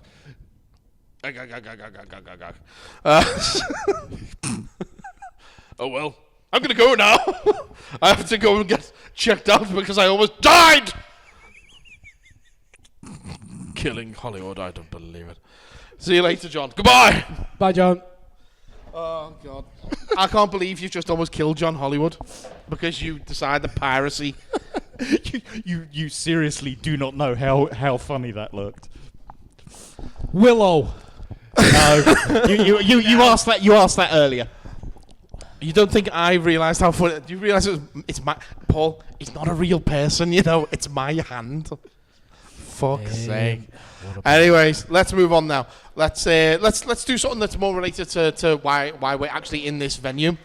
Doug, because this one's for you. Yeah, I'm aware it is. Our friendly neighbourhood make with a mouth. Yes. Is coming to Magic the Gathering, basically. Wizards of the Coast announced this April the 1st, because everyone thought, is this an actual April Fool's gag at first? It's not. And it's sold out. Yeah, they've announced the Secret Lair X Marvel's Deadpool set. Yep. So here's what you're getting in the set. You get one Deadpool trading card, which is new and legal in Commander, Legacy, and Vintage. And it's fucking brilliant as well. Let me explain to you what it actually does. It basically Yeah, didn't write down any of the shit. It breaks the fourth wall. So what it does is, when it enters, you've obviously seen a Magic the Gathering card. It's got the image, and then it's got it's got the mana cost at the top, the imagery, and then the text box. Yes. His reads, it switches text box with another card on the battlefield. All right. It's basically a fuck you. Now my card's your card. Fair enough. No. Absolutely brilliant. That will totally fuck with some people. Yeah, absolutely. It's gonna absolutely. Well, I'm just trying to find the actual article on my phone here, so just give me 1 second. I'm going to find it. So with Secret Lairs, they're direct from Wizards of the Coast. So you go to the Wizards of the Coast website and you order their stuff. So they've done My Little Pony. They've done absolutely everything over the years. And this is, they've done Marvel in the past. Yeah. But this one just came and went so quickly because they did it as a gag, because they did it on the April 1st. Yeah. So 2 of my customers have actually ordered them, and they're on the way now. And I'm like, there you go. So the exact wording, okay. So Deadpool trading card, legendary creature, mutant mercenary hero. As Deadpool enters, you may exchange his text box and another creature's. At the beginning of your upkeep, you lose 3 life. 3, sacrifice this creature. Each other player draws a card. And the quote on the card is, "Draw me like one of your French girls." French cards, sorry, yeah. But yeah, the next one we got is one Deadly Rollick card. Yes. Which is a picture of Deadpool riding a unicorn, pissing Cable off. And the wording on this says, if you control a commander, you may cast this spell without paying its mana cost. Exile target creature. And the quote is, "I normally charge my merc services, but I just can't say no to someone who controls the commander." So, yeah. Then we got one saw in half card, which is Deadpool sitting on a table with a giant circular saw, slices through him. This one says, it's an instant, destroy any target creature. If that creature dies this way, its controller creates 2 tokens that are copies of the creature, except their power is half that creature's power, and their toughness is half that creature's toughness. Round up each time. With a comment, don't try this at home, kids. Magic is super dangerous. That is such a strong card. So that was one of the cards originally. So these are the ones that were... the cards, so we have Unrivaled, we have Unfinity. These are silly cards. And that was a silly card that worked so well that we actually made it Commander legal. Oh, okay. So when it says there, you're going to take somebody's card and cut it in half. You don't do it to somebody else, you do it to yours. So you've now got 2 cards that have whatever ability. So let's say you get the Deadpool card. Yeah. You cut it in half. Yes, its power and toughness is now weaker, but now you've got 2 cards that say change the boxes. Wow. So then you can really pull off. So it's really clever. That's pretty I know cool, what the other cards are as well, but I'll let you crack on. This one here, Blasphemous Act, which is a picture of Deadpool sitting in a deck chair on the moon. He's got the Infinity Gauntlet in his hand, and he's done a snap so he can have a chimichanga, and meanwhile in the background you see the Earth exploding. So he's destroyed the Earth just for a chimichanga. So this is a sorcery card. This spell costs 1 less to cast for each creature on the battlefield. Blasphemous Act deals 13 damage to each creature. Again, quote, you might be wondering why I've killed the Marvel Universe yet again, but the real question is, how am I breathing on the moon? You got that one? It's the blue area. Yeah. So Blasphemous Act is another staple red card. Everybody has it because if you've got loads of things on the battlefield, you pay 1 red mana, everything goes away. Start scratch. And the final card is Vandal Blast, which is Wade bent over, holding a flamethrower between his legs underneath and shooting fire out of the back, so it looks like he's farting fire, with Mephisto in the background just going like that. And this one says destroy target artifact you don't control. Overload 4 does. Overload. That's the one you want Yeah, to it says play. underneath, yeah. And then it says, look at me, I'm Chandra Nala. Which I'm not entirely sure what that means, but sure. It sounds like a reference that I just don't So the get right overload now. cost of that puts gets rid of all artifacts. Oh, okay. Yeah. I've to realise on the picture he's actually burning a magic card, a Black Lotus card. Yeah, Which is I'm assuming that's a good card. It's the Grail. Okay. Yeah, you can retire off the money if you have one of those. Okay, well that explains why. Yeah, the guy in the background was like, oh. So yeah, those were the cards. The set was priced the non-foil edition $40, the rainbow foil $50. Yeah, the secondary market for that now is already It's gonna be a lot. 65 quid for the non-foil, and we're touching 100 quid now for the foiled ones. There you go. Jesus. So yeah, that was not. And that was like what, rules. 4 days ago. Yeah. Yeah. Shows you how quick. Okay, next one up we've got is again something that was announced on April 1st, and everyone originally thought this can't be real. It's fucking real. David Fincher is going to direct a sequel to Quentin Tarantino's Once Upon a Time in Hollywood, with Brad Pitt returning as Cliff Booth. The fuck you say? No, I said that. Now, again, people assume this was a gag affair based on when it was announced and the content of it. However, it's actually happening. Quentin Tarantino himself, he wrote a script for this movie, but then he decided, nah, I've got no interest in actually making it. He showed it to Brad Pitt, and he went, can I show it to someone else then who might want to make it? And he's like, Yeah, because I want the work. and he's just like, yeah, okay. And he showed it to fucking David Fincher, who said, yeah, I'll do this. I've got a deal with Netflix, so let's do it over there. So we're going to get a Tarantino written, David Fincher's directed, Brad Pitt starring movie on Netflix. And you can see why people thought this was a fucking April Fool. I'll have Tarantino's cast-offs. Well, as Tarantino once said... Alan Fincher's cast off? Yeah. This is mental. As I knew nothing about this. As Quentin Tarantino once said, there aren't enough women's feet on telly. So let's see if there's any close-ups of souls or anything like that in this movie, because with David Fincher, taking over.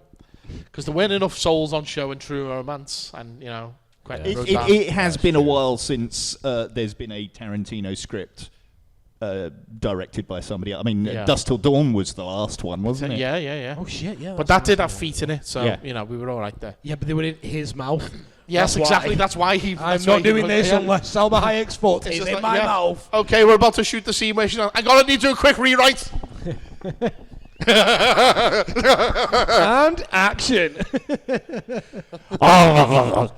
Yeah, that's 1990. In fact, it came out in '98, didn't it? So You they know filmed what? that in I got to 97. see that on National Cinema Day, so it was £1 a ticket.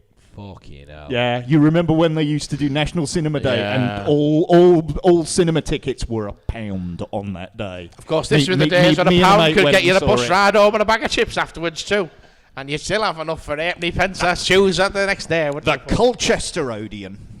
Fuck's sake. Right. Okay. The franchise that refuses to die has continued on with more expansions. As it was announced at CinemaCon this week, that along with spin-off Ballerina that's due out later this summer, the John Wick universe is carrying on with John Wick 5 coming out. Isn't Chad Stahelski kind of busy with other shit at the moment? Apparently fucking not. Well, he's supposed to be doing Highlander. He was supposed to be doing Blade. Sorry, I couldn't help myself. Couldn't keep a straight face on that one. Also, an animated prequel about a young John Wick, and also again, and his dog Snoopy. and also again a spin-off about the character Kane, who was Donnie Yen's character in, Oh, yeah, in I mean, Chapter that- 4. that- 3 more fucking John Wick movies. Yeah, why not? So there's a prequel to John Wick, like before his wife dies. Yeah. It's not just some dude like married to a woman. No, this is when he does the impossible task. Ah, got you. So before This is about old young Baba Yaga. Back when he really were the Baba. So you'll see the last episode of it, or the end scenes of it. You'll see him putting all his guns away and pouring cement over it. More than likely, yeah. I mean, at this point, I guess this is all that Keanu Reeves does now.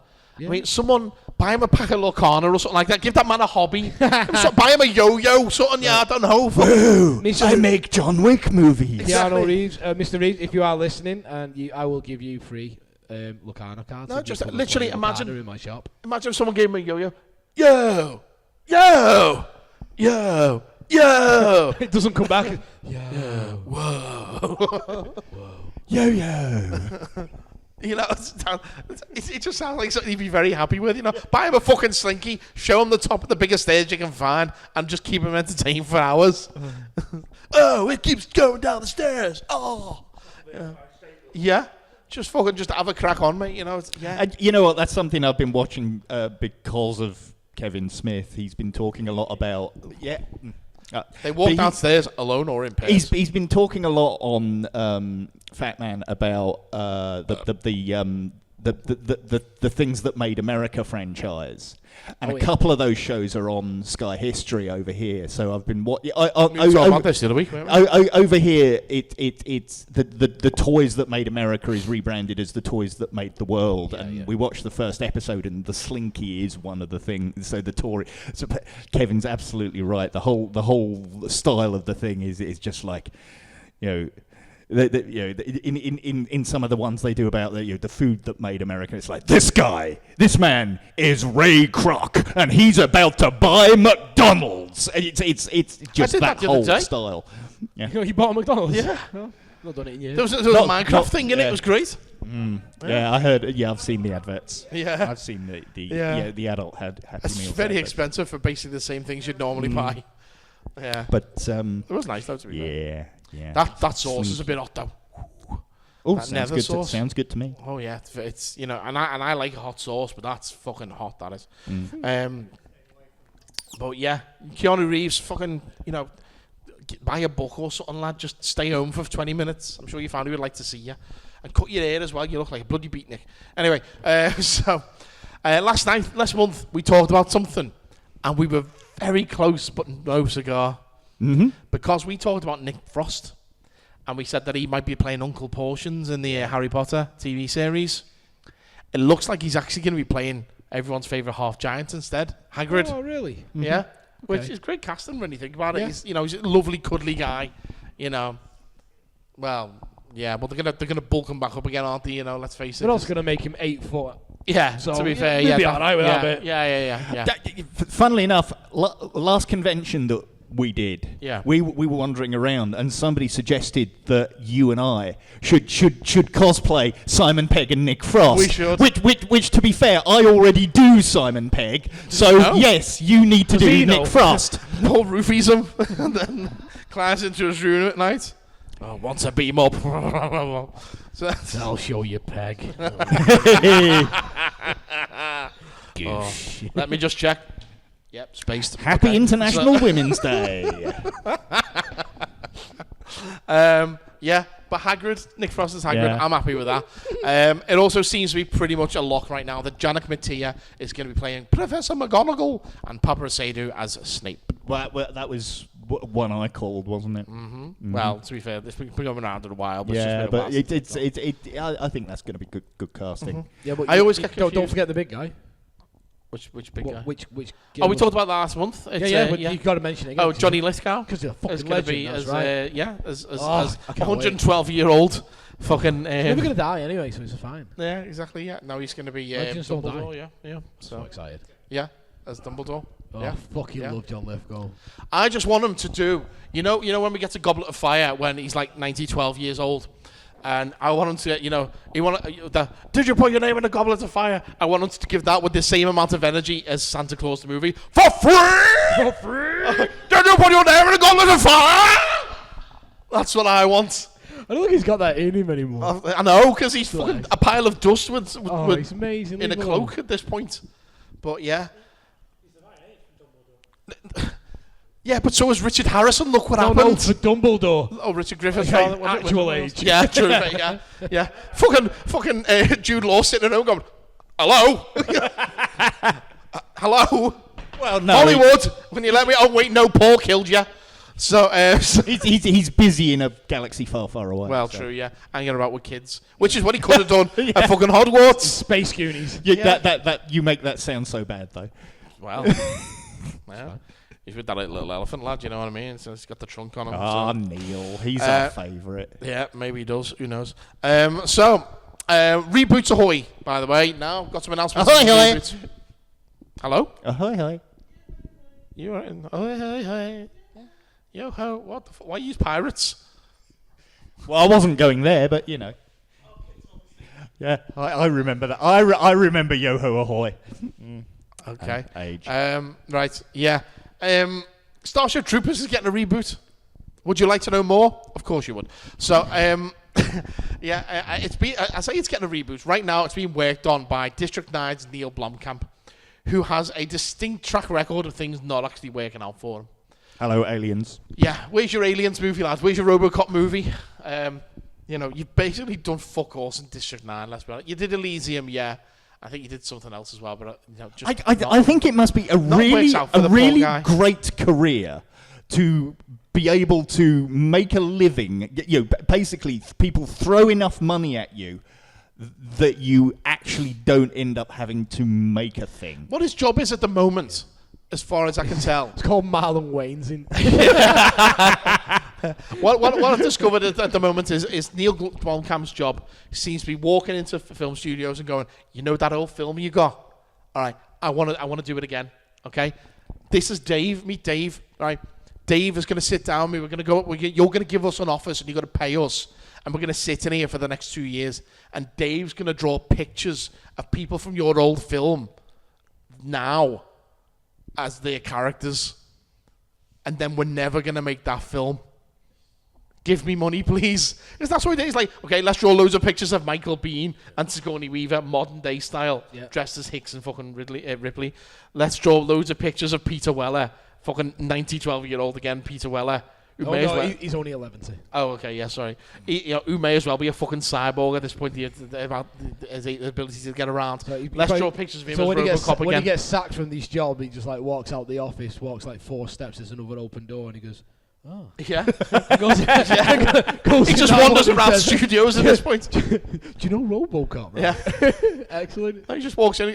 He did that fucking 5 films thing. He did 5 films.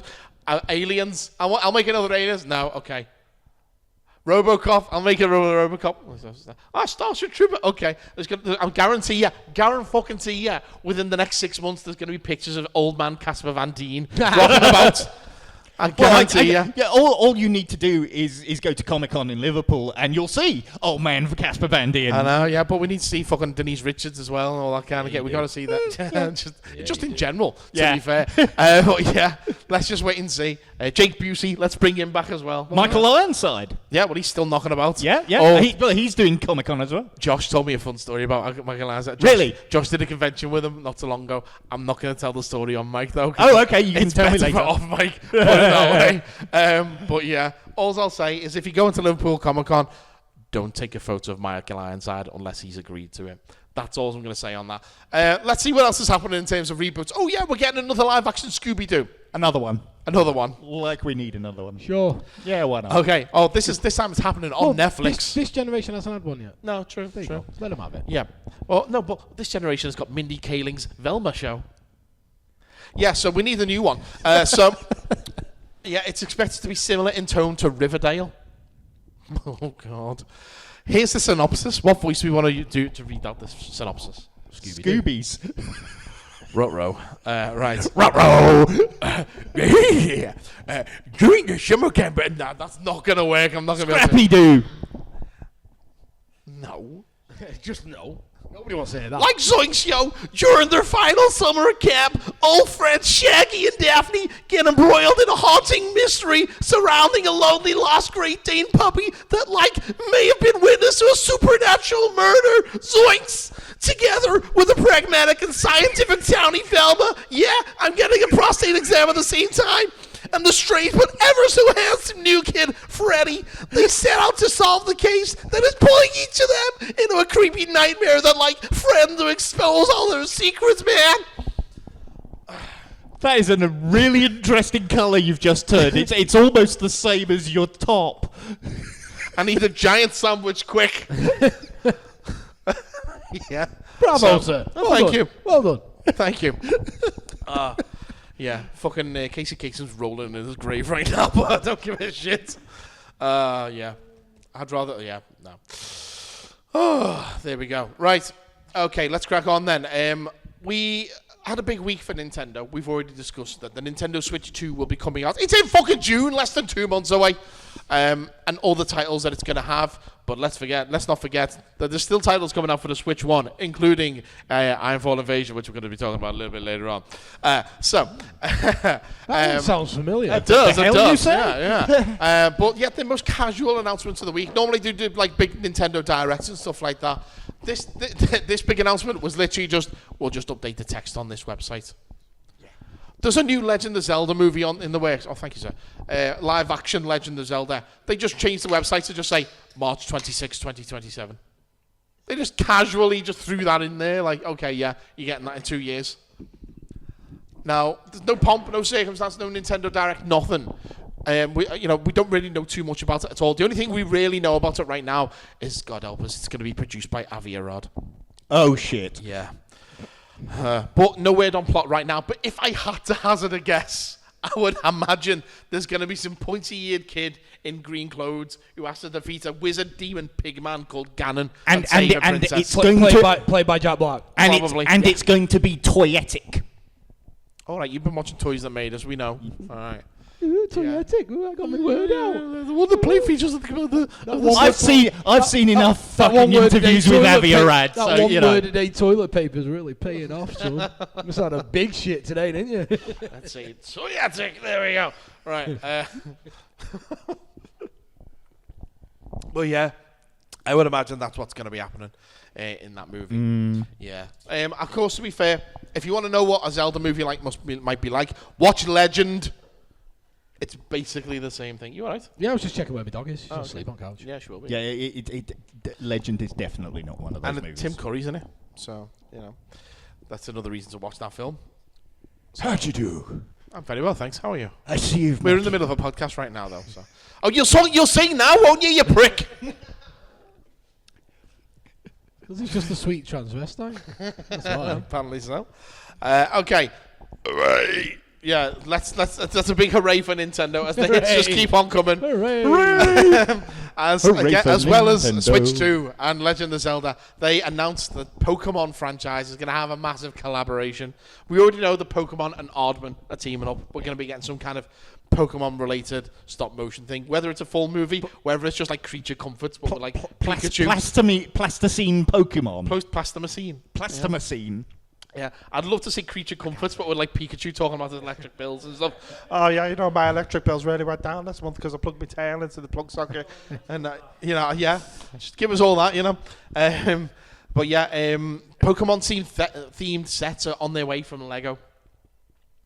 Now at the moment, Mattel have the license and they release sets through their Mega Blocks franchise, and some of the sets are okay, to be fair, they're not too bad, but you know that Lego are going to make fucking gorgeous ones, and I reckon there's going to be small scale ones with maybe like a Pokemon Center, and they'll just do like minifigs of Pikachu, Bulbasaur, whatever it is. They do like lovely little R2-D2 ones and stuff like that at the moment, but I reckon we'll also have buildable figures, kind of like the same kind of scale as like, the 3-in-1s and stuff, maybe big heads and stuff like that.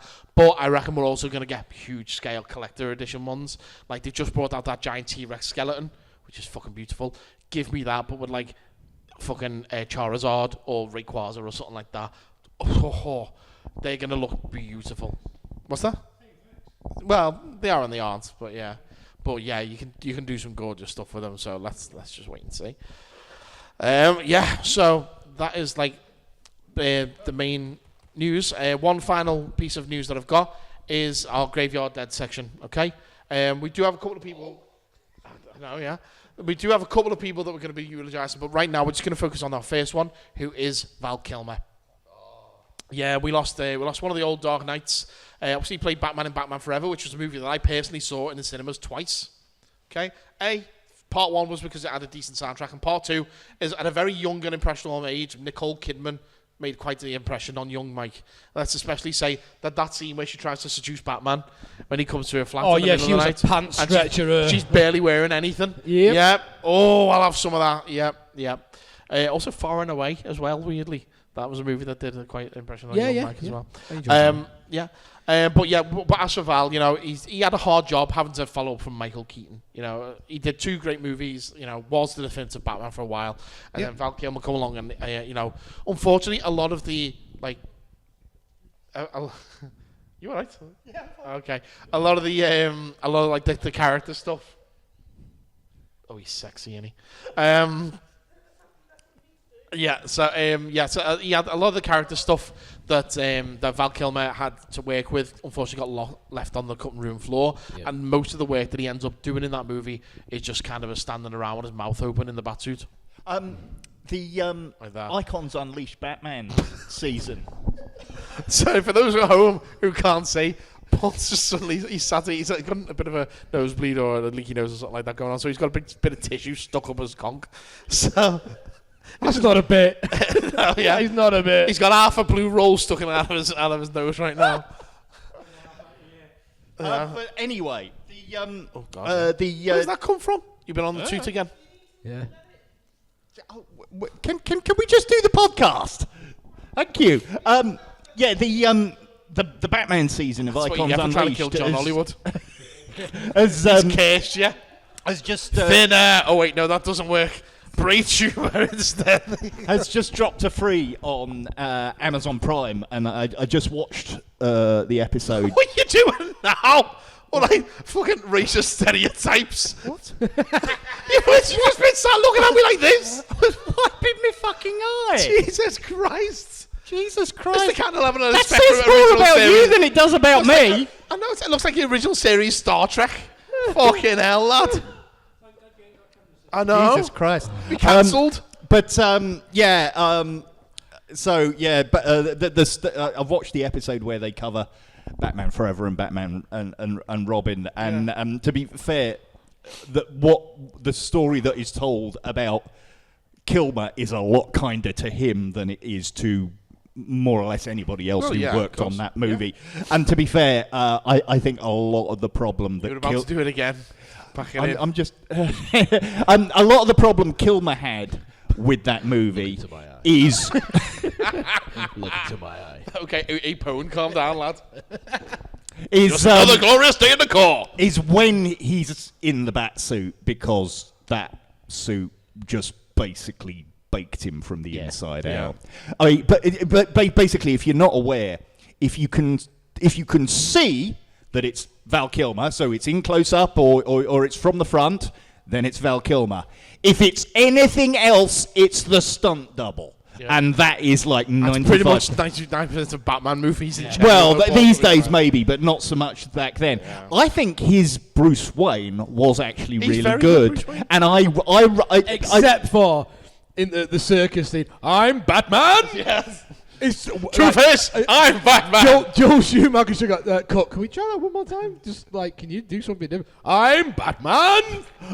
To be fair, I'm not sure Joel Schumacher will have done that. Joel Schumacher was more focused on Chris Stingy. Nipples. In Chris Stingy's little tiny Robin shorts when he's doing his to be fair, I think that the DP did more of the directing than Joel Schumacher did. The DP was on Schumacher's mind. Yeah. It's a film that has improved with repeat screenings, especially as far as I'm Batman concerned. and Robin came out. I like it. I like Batman. I really didn't like it first time I saw it. What was it, 94? Maybe, yes. I was 13 years old, mate. It was 95. It was 94, 95, because I remember it was my final year of primary school. 95, I was 14. Batman and Robin I saw at the cinema. And I'm sorry. Yeah. That's what that nosebleed was from. Yeah. Think about it again. But I really didn't rate it when I originally saw it, and it's got better because it's the one comic book. It's cartoon.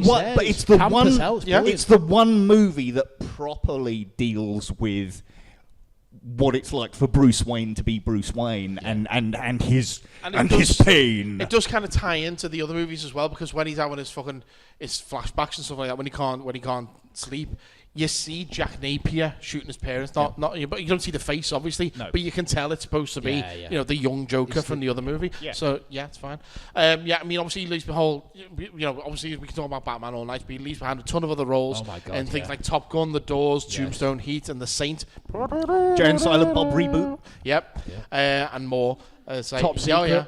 Yeah, but I would recommend The Island of Dr. Moreau that he did with Marlon Brando. Yes. It's fucking nuts. And if you ever get that's a chance, crazy film. watch the making of documentary, because the making of that movie is even fucking crazier. I read the interview with the original director, fuck Richard me. Stanley. He did an interview in Empire magazine many years later where he basically said after he got fired off that movie, he snuck back onto set in They full talk about this in the prosthetics documentary.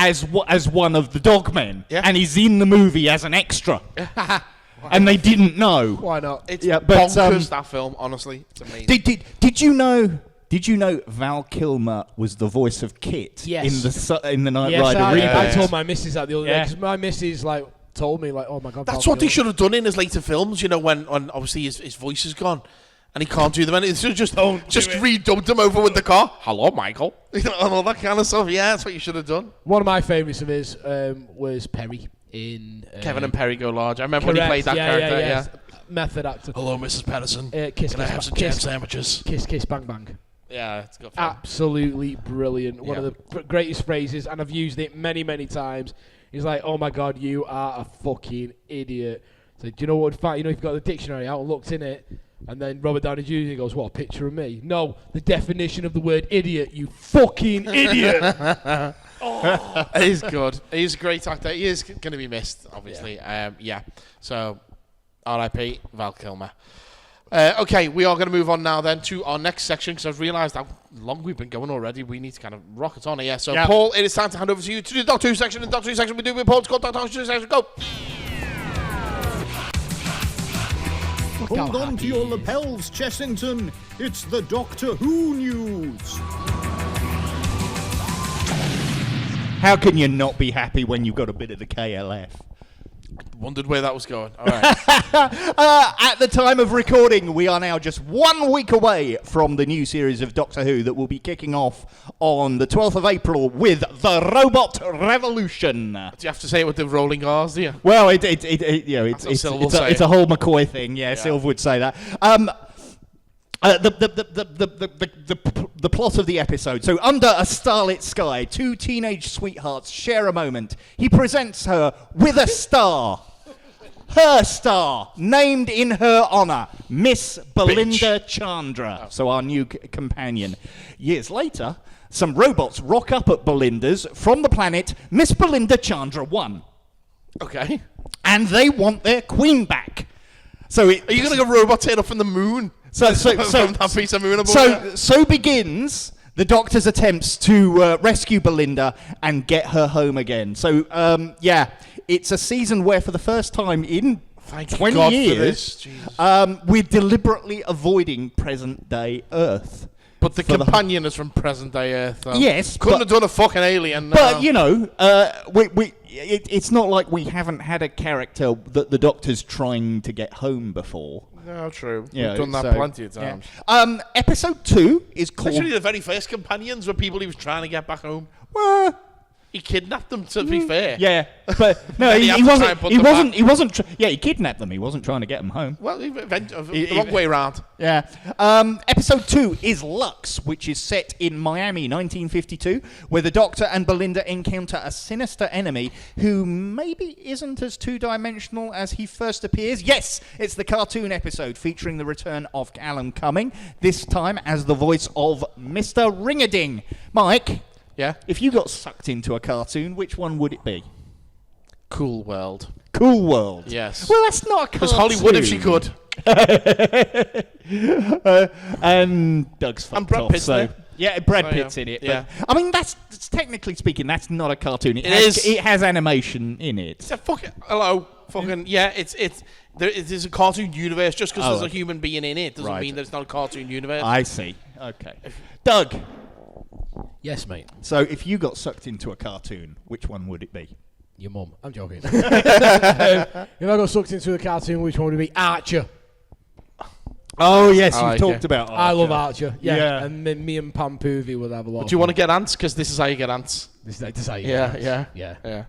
I want to go into some kind of zone, right, where there's a bit of danger. Like a danger zone. Danger zone. Fucking love Archer. It's fucking amazing. It's great, isn't it? Yeah. It's I- hands down the TV show I have probably rewatched more than any other. You're not my supervisor. You're not my supervisor. She's crazy. I love her. They're only like 25. Just like the old, aren't they? just like the old gypsy woman said. Cool, very cool. So love episode 3 is The Well, which features the Doctor and Belinda teamed up with a platoon of Space Marine type troopers on a mining world. Do you think who's going to love that episode? Go on. Lulu. She's going to love that one. Uh-huh. When someone asks her, what's your favourite episode of Doctor Who? What's she going to say? Well, Oh, you'll sing now, won't you, you prick? whether this episode is deliberately echoing Aliens in style and tone remains to be seen. The rest of the season is filled out with the episodes Lucky Day, The Story and the Engine, the Interstellar Song Contest, Oh, Jesus. Wish World, and The Reality War. It's going to be following the same pattern as last year's episode, so they'll be available on iPlayer in the UK from 8 p.m. and Disney Plus worldwide. 8 a.m. Sorry, did I? 8 a.m. 8 a.m. You said That too. 8 p.m.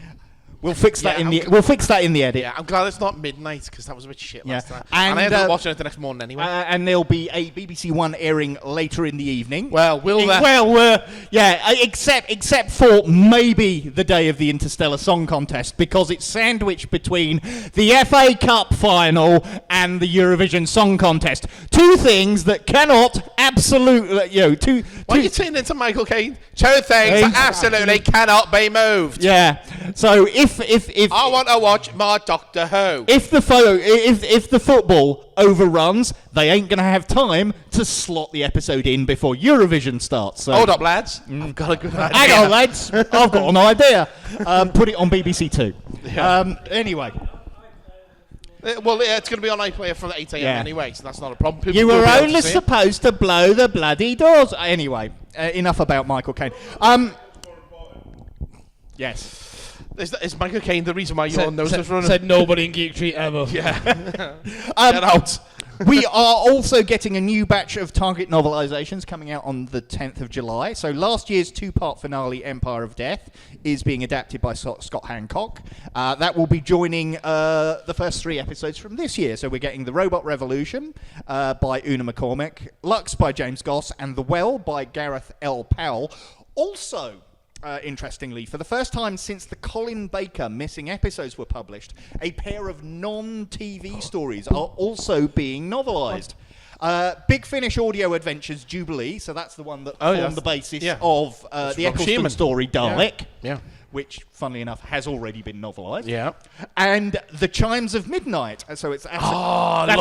That's a Christmas adventure for the Yeah. 8th Doctor and his companion Charlie Pollard. I love it. Are being novelised by original writer Robert Shearman, which basically nobody had on their bingo card. No. It's like Big Finish. Wait, it's because they're Robert Shearman stories, and Yeah. he's a And Rob's the shit, yeah. He's a pretty well-known writer Yeah. these days. Robert Shearman wrote a story about featuring my name, didn't he? Oh, You know- yes. You know the story, yeah.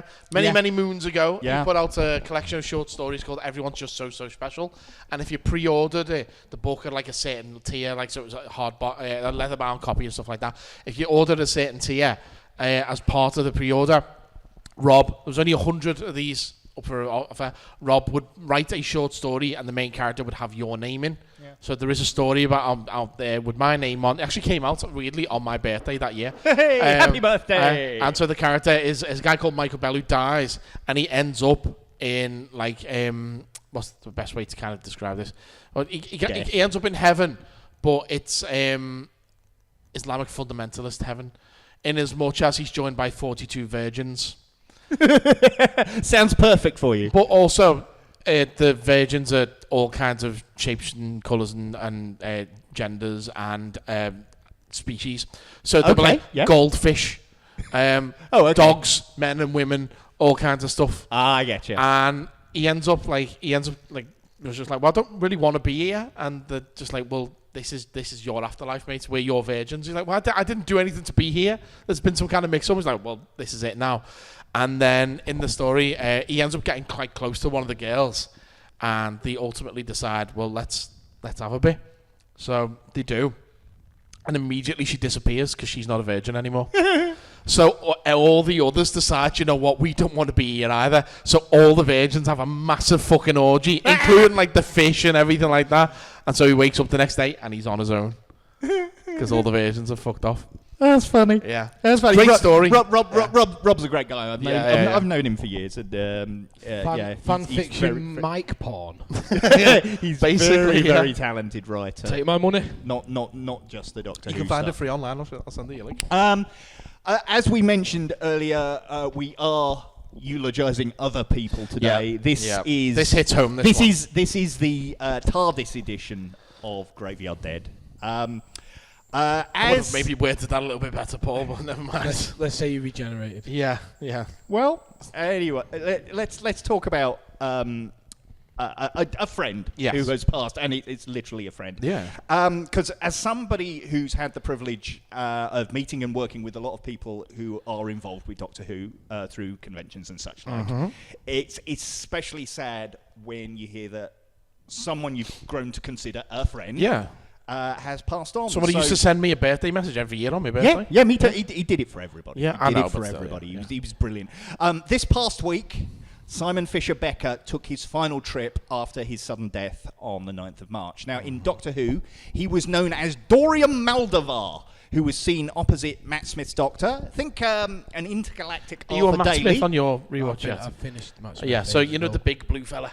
Oh, yeah. So think intergalactic Arthur Daly via Sydney Green Street and Papa Smurf. I think what it is. He's the Fat Friar from Harry Potter. And I when was you see him coming to briefly. Yeah. You only see him briefly. He famously ended up as a head in a box, warning the Doctor against his fate at the Fields of Trenzalore, the fall of the 11th, and the first question. The question that must never be answered, hidden in plain sight. The question you've been running from all your life. Doctor Who. Doctor Who. Doc-tor Who. Yeah. I remember using We'll that. always remember that. I remember using that on his entrance video. Yeah. Hang on. Is that microphone? Is the speaker still going? Cause there you go. Yeah. They just sounded like they popped out for a second. Yeah. He returned. Something's going on with the connections over there. There we go. I'm back. He returned to the role for Big Finish in the 11th Doctor Chronicles and more recently in Jenny, the Doctor's Daughter. And as you mentioned, he's also briefly seen in the Wizarding World franchise as one of the Hogwarts ghosts, the Fat Friar. Yep. He'd also written 3 volumes of memoirs and was a regular on the convention circuit.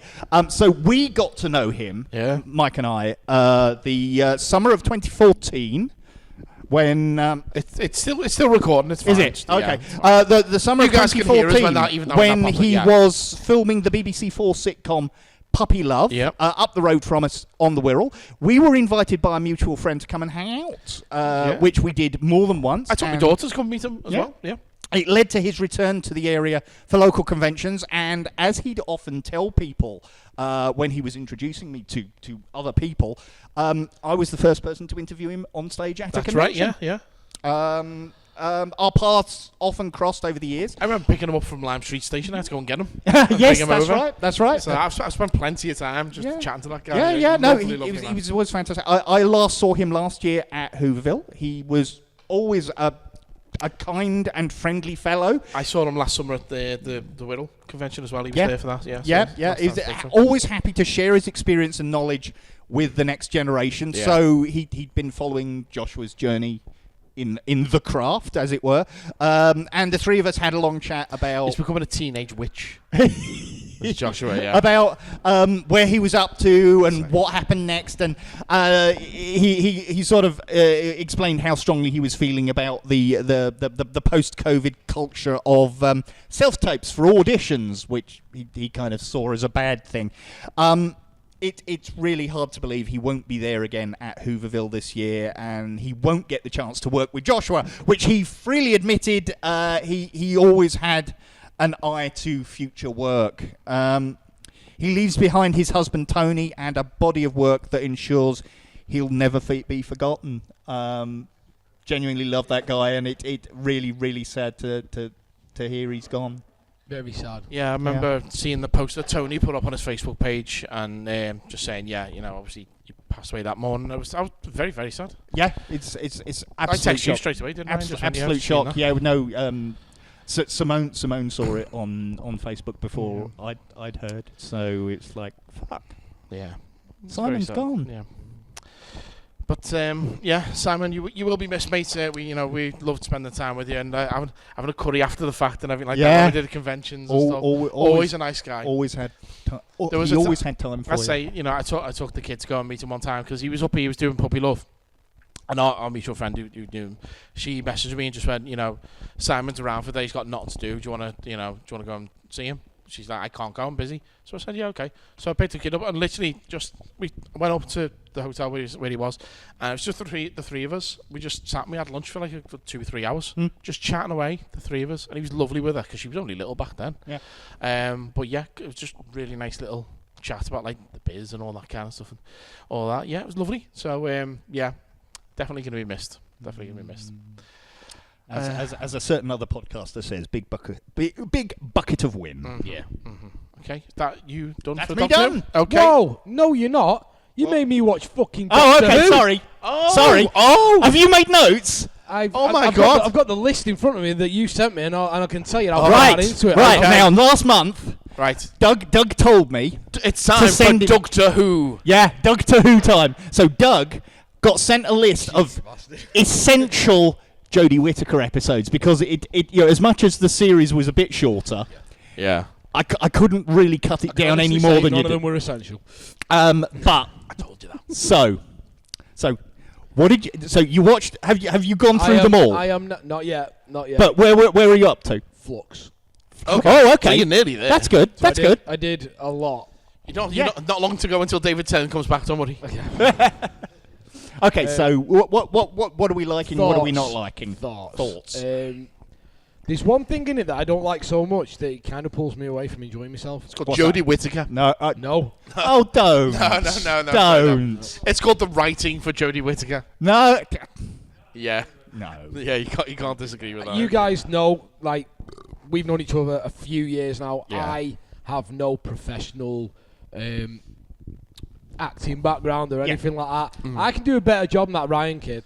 Oh no! Mm. I can't ride a bike. What am I going to do? He is in a school fucking play. My granddad is Bradley Walsh. Oh, I Now, am in He's in a space. school Yeah, play. he's dreadful, and honest to God, it pulls me away, and, Yeah. and I find it really frustrating because I just want to carry on with. he's woeful, isn't he? It's so- Now, it's so terrible. to be fair, I don't understand why this is the case, but he's moved on to do that Netflix show Supercell. Okay. Apparently, he Thanks can for the act heads in up. So that. what you're saying is, I'll don't be watch watching Supercell. Yeah. He apparently he's a lot better in that. He actually Has has he learned how to speak like a energy. I think he's potentially been given direction that There we go. That's the only thing that was missing from the Jodie era. Direction. Yeah, I find it real. I found it has really hard to that has say. pointed the character in the wrong direction, maybe. So, and I promised you I'd go at it, and I Yeah. went at it hard. I did it all early, so I probably not watched an episode in about a week and a half. Yeah. Right. Because I wanted to watch things that I wanted to watch instead Yeah. of doing homework.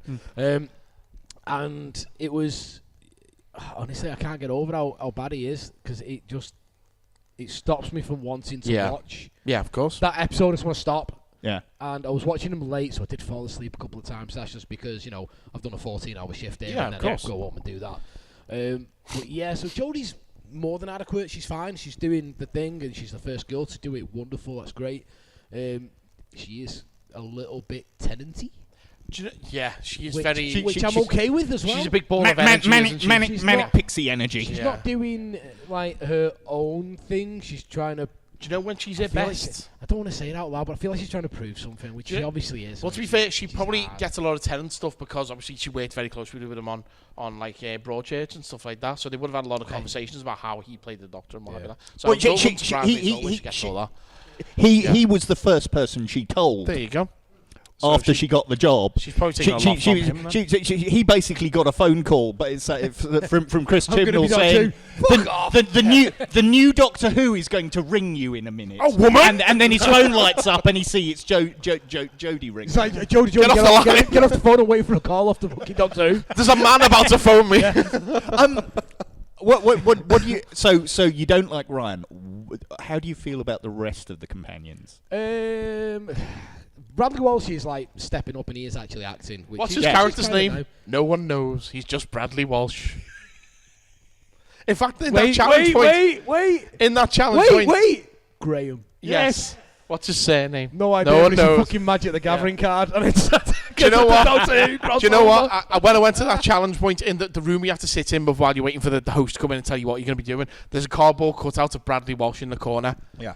And you think, oh, that's clear because they're chasing everything. I looked at that and I just went, that's a photo of Bradley Walsh from the episode Spyfall. Because he's got the tuxedo and stuff like that. And I was like, I know, that's not a chase picture. I know where that's from. So, do you know what? That was one of the things that I did like make a mental note of is like the naming of the episodes can sometimes be a little bit cheesy. Just a little bit. Just a little bit. I try not to offend anybody who's like massive Doctor Who fans, but Spyfall. Come on now. Do better than that. Maybe you don't need to do better. Maybe that's just fine. What about? So obviously you've gone through the second season. Yes. So how do you feel about the Master? God, mate. I mean, there was not a piece of scenery that wasn't at least. Oh, I know. Yeah. He's good. He loves chewing that scenery. Is he the guy from Daredevil? Yes. Right. Okay.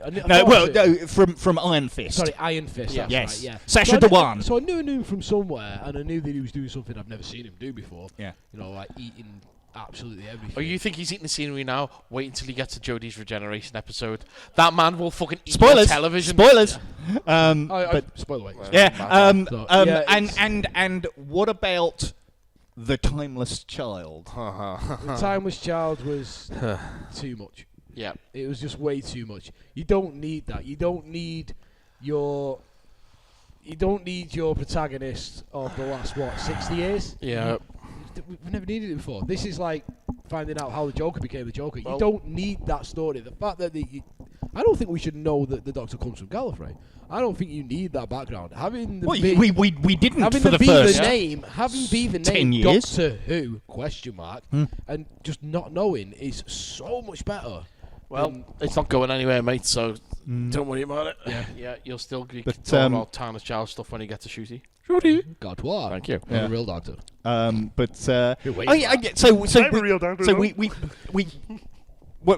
What did you think of the Fugitive Doctor though? The Fugitive Doctor was remind me. The woman who's the other Doctor. Oh, yeah, that was very left field, really and good, it was kind of interesting and thought provoking, and I like time travel. Yeah. So it's one of those where you're thinking, all right, so she's not been her yet, but she hasn't, and you're like, oh, I need to just leave you. It's like, oh, This is a Doctor before they were William Hartnell. yeah. So why has she got to tell her there's a police box? Never mind. Yeah. But it was you don't see it coming, which is no, great. exactly. That's the whole Didn't point of see it. it Yeah. coming, and then it's like, okay, so I feel like it's like, oh, like you've got a girl Doctor. Like, now we have two. Yeah. She isn't even the first. It's one. like buses. No. It's like buses. You wait. Do you remember all that? Do you remember all that? We made a big deal for you about you being the first woman. Yeah. Guess what you were? You're not. You're Yeah. not. And this one's black. She's black. Yeah. I do feel that maybe that's like in the head she's not canon. like super skinny either.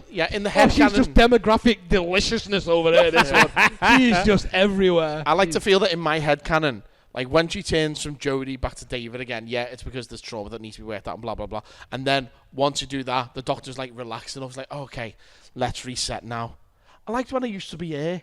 Tell you what, I'll be black again. And that's kind of why he's now shooting. That's kind of why in my head, kind of like that's why he's like, I'm relaxed. Yeah, because there is a reason why she becomes David's, which you find out later. Well, I will be interested in your reaction to Flux, or as we call it, Doctor Who Goes to Liverpool. So Flux on the BBC iPlayer isn't called Flux.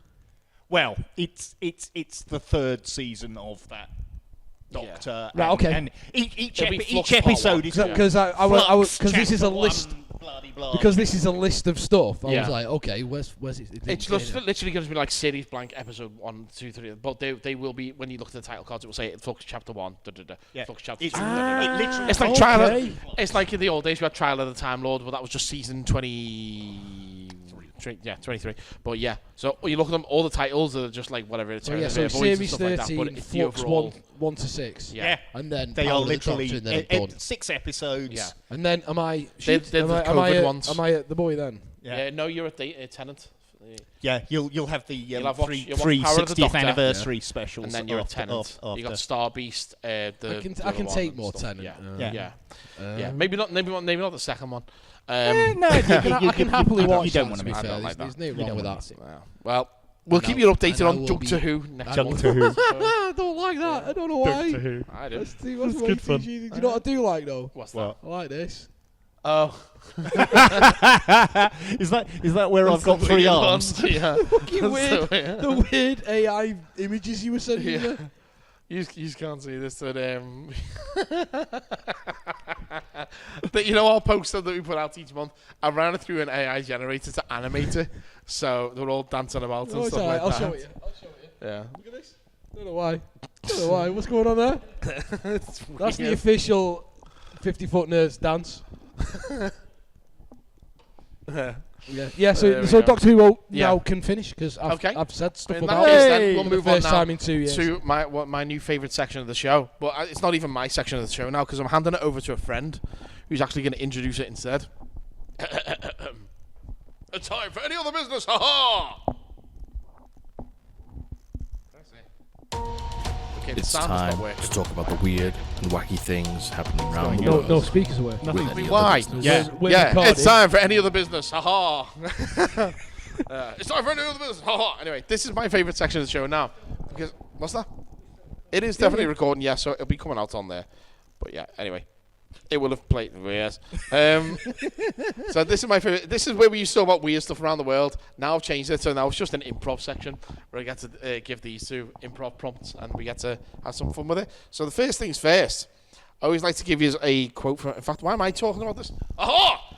Yes. So first of all, I like to give you a quote from a movie.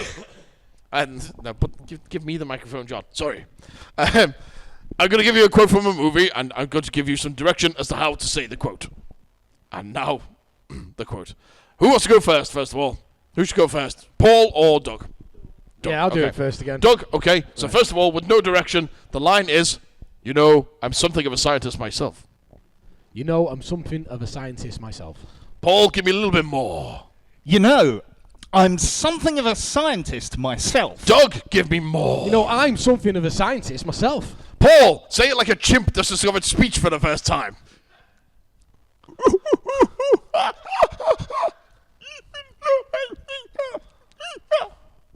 Where was the speech, Paul? The fuck? Doug, as a Disney princess. I'm something of a scientist myself.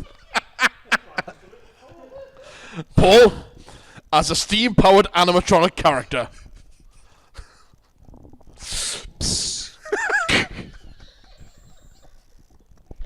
Like a fucking Chuck E. Cheese or something. Sorry, I'm suddenly thinking of Bertha for some reason. No, Your wife's right there. I'm all the fucking engine. Bertha. Bertha. Wow. A lovely No, I know it. Bertha. Sometimes I think I think you're a dream. Wow. When we work out guys, what we have want to do, you can always get the good goods stuff. out. but- Goods Yeah. out. We can depend upon you. Yeah. Memory unlocked. Yeah. Fucking hell. Aha! I'm something of a scientist myself. Fucking hell. Lip flap. You couldn't see that on, because we haven't got the video. Doug, Yes. you're bragging to your co-workers. It's alright. I'm something of a scientist myself. Paul, you're giving a speech at a conference and you're not prepared. So So just normal for Paul. Fuck you. You Throw me! you know, I'm something You certainly are. of a scientist myself. Okay. Doug, Yes. as a Dr. Seuss character. Oh God, I hate Dr. Seuss.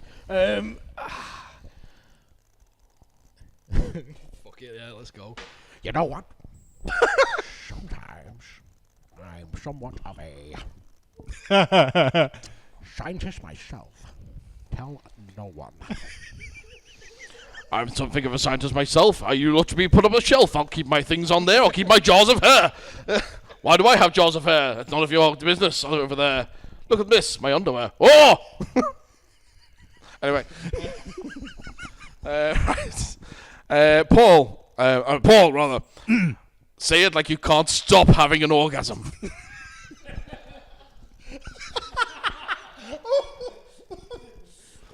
He's already started. Look at him, he's gone all red. Oh shit, it's finished. There'll be blood shooting out of his face any moment. Get the blue roll ready. Yes, he's doing it. I'll have what she's having. That's his whole face. Is it?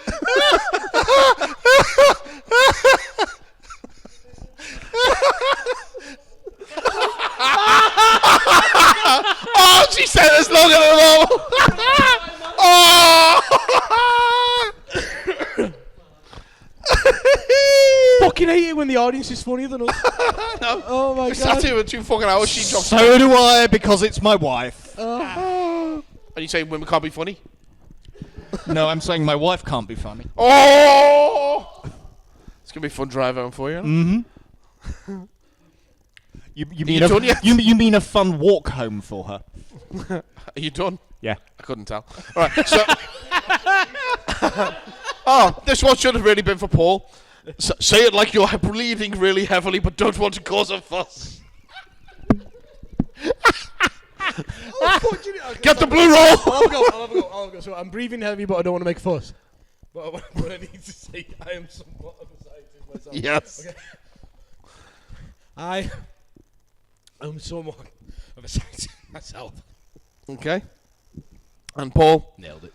as the first man on Mars.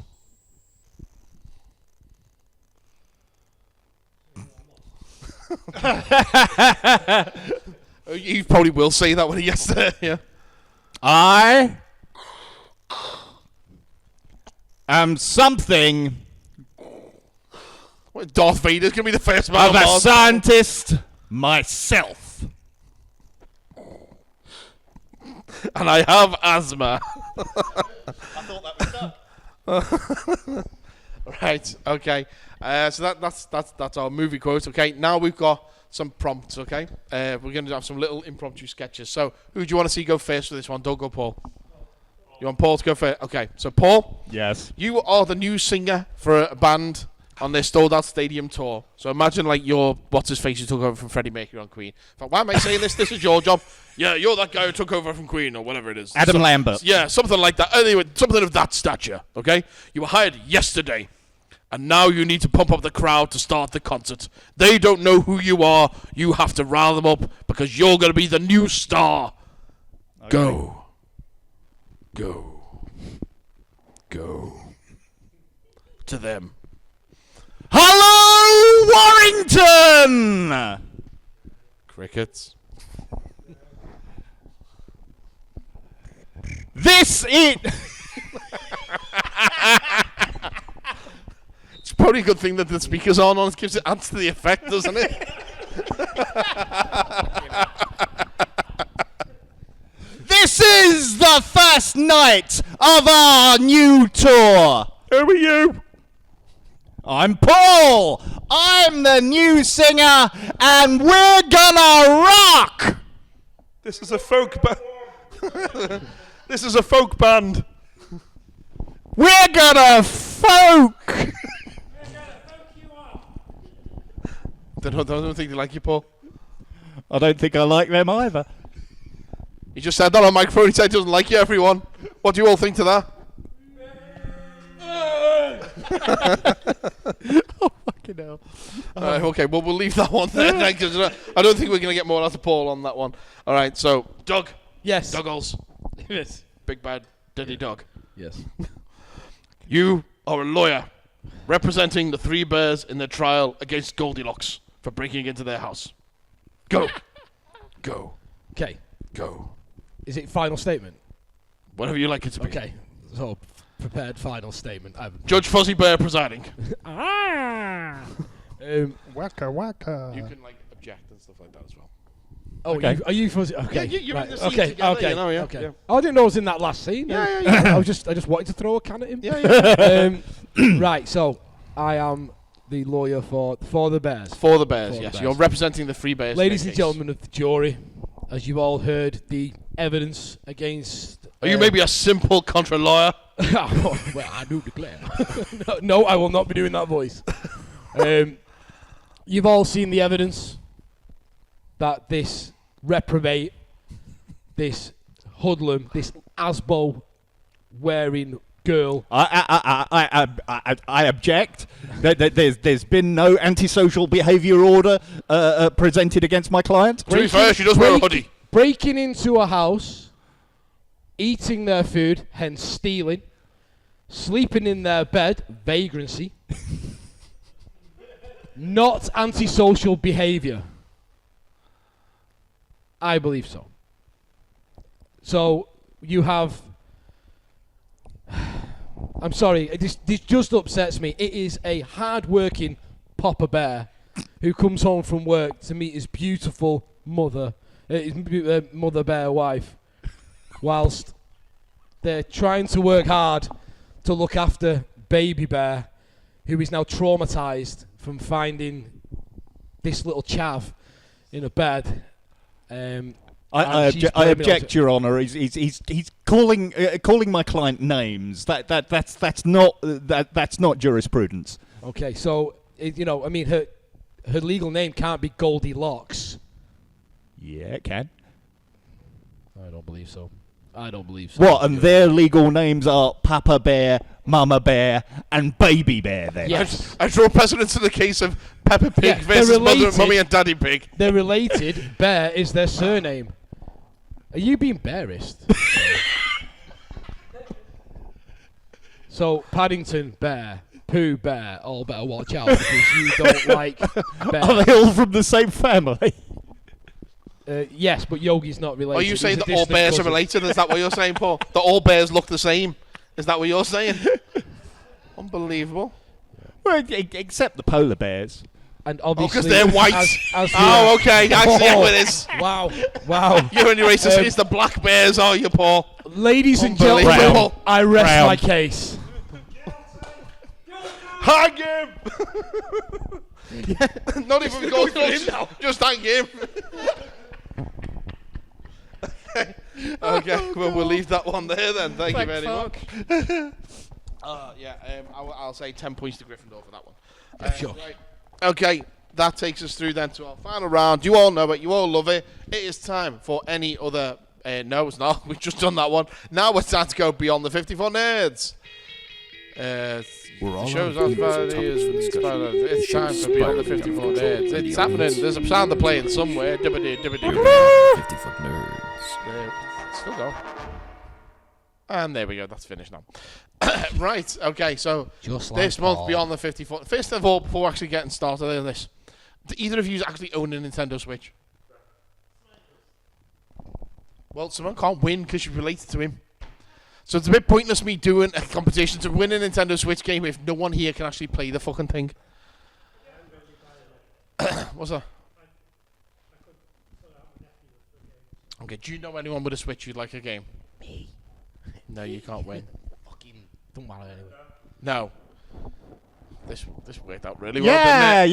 Yeah. Okay. Well, Jay, let's see if you can win. All right. Okay, so this is Beyond the 54 Nerds, because as I say, this month we have teamed up with VD Dev to give away a copy of their game Ironfall Invasion for the Nintendo Switch. It's a very fun third-person shooter with plenty of single and multiplayer action. What happens in it? So I've got a copy of the game myself. Yes, so I provided gathered. by the copy of the game. So basically, it's in the near future. We have The future. The Earth has been invaded by some alien invaders, and basically we have to take them out, take them down. Do your thing, do your stuff. To quote Jeff Goldblum. Bit doomy. No, it's as we'll do first person. Yeah. But this is quite fun. It's good fun. You've got like various upgrades for your weaponry and stuff like that, and you've got to find the best ways to take things down and use the best weapons to find the best weapons to take the individual alien creatures down and everything like that. It's good fun. It is good fun. But yes, I would like to thank VD Dev and my friend Barry for hooking this up for us. Okay, That's right. Barry Dunn and his channel Game Station, I believe it's called, over on YouTube. Check it out. Yeah. Impact Game Station, I believe it's called. Impact Game Station. So yes, definitely check that out. So this is where we have our Q&A section. Whoever asks us the best question this month will win a copy of Ironfall Invasion for the Nintendo Switch. So we better have some good questions. Anyone who wants to start first? You want to start first? Okay, you can't win, as I say, but you can have it. You got a question. Beforehand. However, based on the show, my question is, what are your 5 films you picked for Snip? I'm not telling. films. I'm not telling. Oh. No, Okay. I'm not telling. Yeah, I can. Okay, pick different 5 films. You'll find out in 5 weeks when the episode drops. Pick a different 5 films. I'm not going to say because I will be doing it for 2 months. So. If I had to pick 5 more films, that's a good question. Dalek Invasion Earth 2150. Well, to be just ignoring the fact that I can't check Dave's stock. That's why I'm just saying pick 5 fucking films. Paul. Take them with you if you have to. I would. I'd put one of the Peter Cushing Doctor Who movies in, probably the second one, Dalek's Invasion Earth 2150 AD. That's why I said it. You are absolutely right. That's the better of the two. Yeah, I literally just rewatched it on 4K. Really good disc, except for the fact that the more that film it improves in quality, the ropier the effects look. It's the Bernard Cribbin pretend to be a robot man. Yeah, that scene but just fucking Bernard does it for me Cribbins every time. is a genius. Yeah. I would say, let's think. Well, while you're thinking, Doug, what's your first one? I'm going to have to cheat a little bit and say Clerks. Clerks? Yeah, Okay. it would definitely be on a list of 5 films that I had to. So, are we doing this list for other people to see this list and go, yes, I'll take that? Yeah. Right, That's the idea. Yeah. Okay, that's definitely one of them. Okay. Another one from me is one of my favourite films of all time, and I still believe that it's damn near perfect now, and people fight me on it all the time, and I don't really care, is Bigfoot and the Hendersons. Okay. John Lithgow. Yeah, Yep. That's when I fell in love with John Lithgow. It's the first the first VHS I ever bought with my own money, and I've watched it recently again, and it holds up. I have one criticism, and it's the girl playing the daughter. It's amazing. Yeah. It's still amazing now. It's heartfelt. It moves. There's no fat on it. It moves so quickly. It starts 5 minutes later. They've hit it with a car. Let's go. Yeah. All right. What's your? So Have you mine. worked out your second one? No, Yeah. I can give you a third one. I'd want to pick, a sort of 80s popcorny flick. So I'd probably go for something like Gremlins for a second movie. Okay. Good choice. Yeah, I enjoyed watching it at the cinema last year, and it really holds up so well. I mean, for years I'd only ever seen it on small screens, so getting to see it on a big screen was I wouldn't say a revelation, but very enjoyable. And yeah, it's a great movie. I do recommend it. Okay. Think about your next one. Number 3 for me Yeah. is not that old. It's 2005, I believe, which was Sin City. Oh yeah. Oh, 2005. brilliant. Good I film. love Brilliant. Sin City Yeah. for what it Great stands soundtrack. For what it stands for. Can't believe how that they film's did 20 it, years old. Fuck me. Yeah. How they did it. Yeah. Um, Robert Rodriguez standing a load of people in front of a green screen. Yeah. Pretty much. Yeah. And just saying to Frank Miller, I've made this scene, and he just literally made the one scene with Josh Hartnett, showing it him, and he's like, yeah, we're going to make the rest of this film. Yeah, And saying to Carla Gugino, take your top off, and she does. So yeah, that's always a win. That is always a win. yeah. Yeah, they're good, them, aren't they? Good seeing that. Yeah. Then he chops her hand off, but Paul. I've got to put some form of classic in there, and I mean I say this on when I did the thing with Dave. You throw the word classic around a lot, but there are only very few films that genuinely can be considered classics. So my gut feeling would be I've got to throw in Citizen Kane. It is a perfect movie as far as I'm Except for the concerned. pterodactyls. There are pterodactyls in the background in the picnic scene because they use the backdrop from Lost World. Yeah. Yeah, it's hilarious. So when he's trying to woo her with the band and everything, if you look in the background, there's literally pterodactyls flying in the background. Citizen Kane is set in the same world as Jurassic Park. Yeah. There we go. But it's It's a crossover. Yeah. It is a perfect movie as far as I'm concerned. Okay.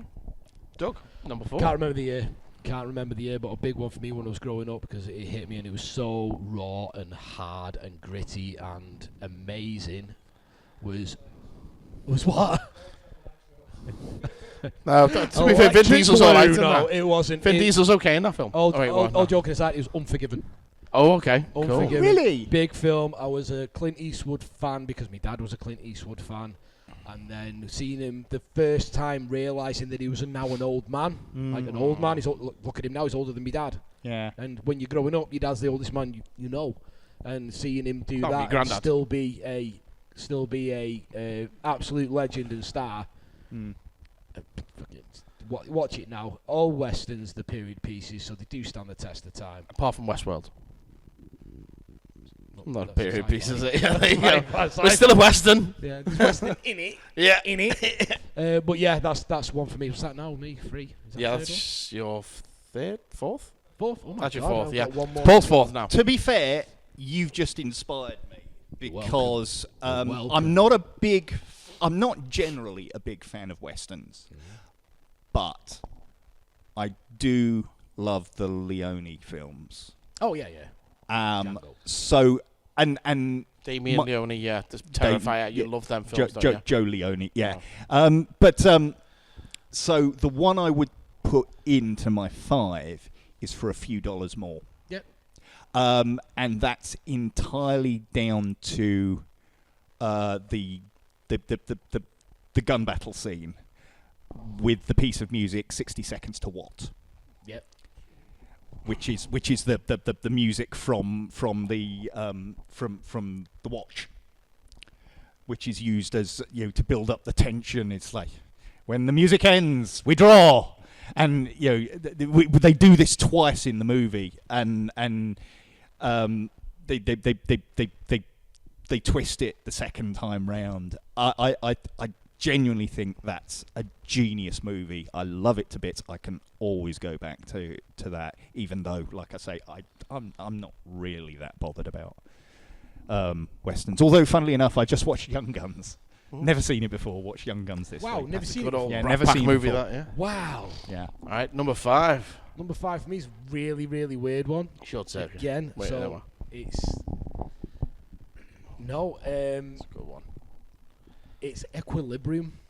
Ah, Really? Guncatter. The Gun Fu movie? Guncatter. Yeah. Wow, that takes me back. Because Wow. it's not just a silly action film. It's That was Chris re- Bale it's- before he was it's- famous, Yeah. yeah. So I think he was just after Psycho. Sean Pertwee is the bad guy. Sean Pertwee is the bad guy. It's It wants to be the Matrix so bad. and John didn't need- Hurter's big brother. yeah, and it didn't need to be, and it was just a good film and thought provoking. Yeah, it's We used to have great. that on DVD. You know, the way he takes out the last guy. It's really good. You can tell it's a good movie because when you mentioned it, everyone went, yeah, like that. Because Because we always forget about It's a it. forgotten one as well. Yeah. And it was always in my DVD collection. It was always one of those where if I ever asked anybody while they came round my flat or my house at the time, have you seen this? No, I will. Right, sit down, get the beers in, and we'll do it now then, because that's what's happening tonight. Yeah, but we would do. No, you're deaf. That's what's happening tonight. That's what we're doing. We're going to watch this. Yeah, that was a big film for me. I'd say when I was growing up, but what was it? 2003? Yeah, it sounds about right. Yeah. Yeah, I was working. I'd have been about 22. I was working at Blockbuster when it came out there, so yeah, would have been. So I turned 18. So we had 19, 20. Yeah, 2003. Yeah. Yeah. Yeah. Yeah, but it would have come out on DVD around 2003. Yes. Yeah, so I would have. Yeah, so I was right. I was about 22 when it came out, but it was just a fucking. Sometimes you don't want to have feelings at the end of a film. You're just going to go fuck yeah. Yeah, you just want some you just adventure, want the action. Arnold Schwarzenegger. You want the Stallone. You want that 80s gunfighting. Yeah. You know. Well, literally, video game of a you movie. say that. I came downstairs the other day, as I do in the mornings, you know, just to kind of wake myself up, throw a bit of Netflix on, just maybe watch some old wrestling or something like that, just while I'm waking myself up. And for some reason, this particular morning, I woke up and I come downstairs, and my mind just went to Total Recall. I was thinking, I haven't seen Total Recall in ages. I had to go film that. Turned on Netflix. Boom! Total Recall. Why don't you watch this? It's just hit Netflix, and I didn't know it was coming to Netflix. Netflix read your mind. Yeah. And I was just like, oh my god, yes, please. Yeah. So yeah, so that's I'm watching that tonight when I get home. That is a favourite of ours in our house. My missus loves that film. I love that film. Yeah. We watch that at least 3 times. Michael Ironside. See you at the party, Richter. Yeah. Richter. Yeah. Get your ass to my Belly, screw you. Oh, I love it. So my fifth one. What was it? Yeah.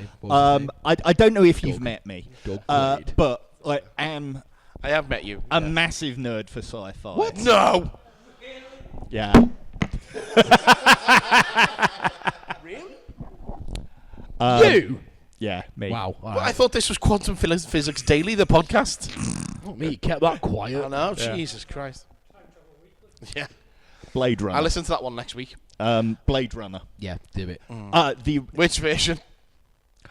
I actually do like the original cut with all of the. I don't think I remember the original cut. The original cut the one with all of the narration in it. It's the one that as much as I'm a big fan of the director's cuts, and I used to have the director's cut poster on my wall that I got free when I bought it on VHS. No, I came to that movie from the original international cut with Harrison Ford rambling on throughout the whole thing, and I can go back to that anytime. I mean, we all know what they were trying to do with it. Yeah. Yeah, I do remember it now you said that, but I've had the director's cut for so many years that I can't remember. I might do that actually. I might watch the original cut. Yeah. Stick it on my list. It's been a red. Well, I mean, to be fair, the most recent version they did where they tarted up some of the effects to, you know, it's like there's the scene where the voice the dialogue doesn't quite sync up with what's being said, and they did some digital stuff to fix that. And when the replicant is being shot and crashes through the glass and that, they did some work on that as well. So they kind of did a halfway house as regards to the narration. So you've got some of the narration, but not all of it in that version. And that's quite a good version of it, but yeah, I if you've not watched the original in a good long time, it's worth a revisit. It's shorter. It's shorter than the director's cut, surely. To be fair, I think the director's cut is actually shorter. Really? If I remember rightly, they tidied it up and trimmed down. Now I'm just stuff. thinking about all the international cut. I've done 5 already, but longer. Fuck it, I'll do my 5. Let's go. Garfield: The Tale of Two Kitties. Let's see. Predator, Alien vs Predator: Requiem. Let's see now. Let's see. Norbit.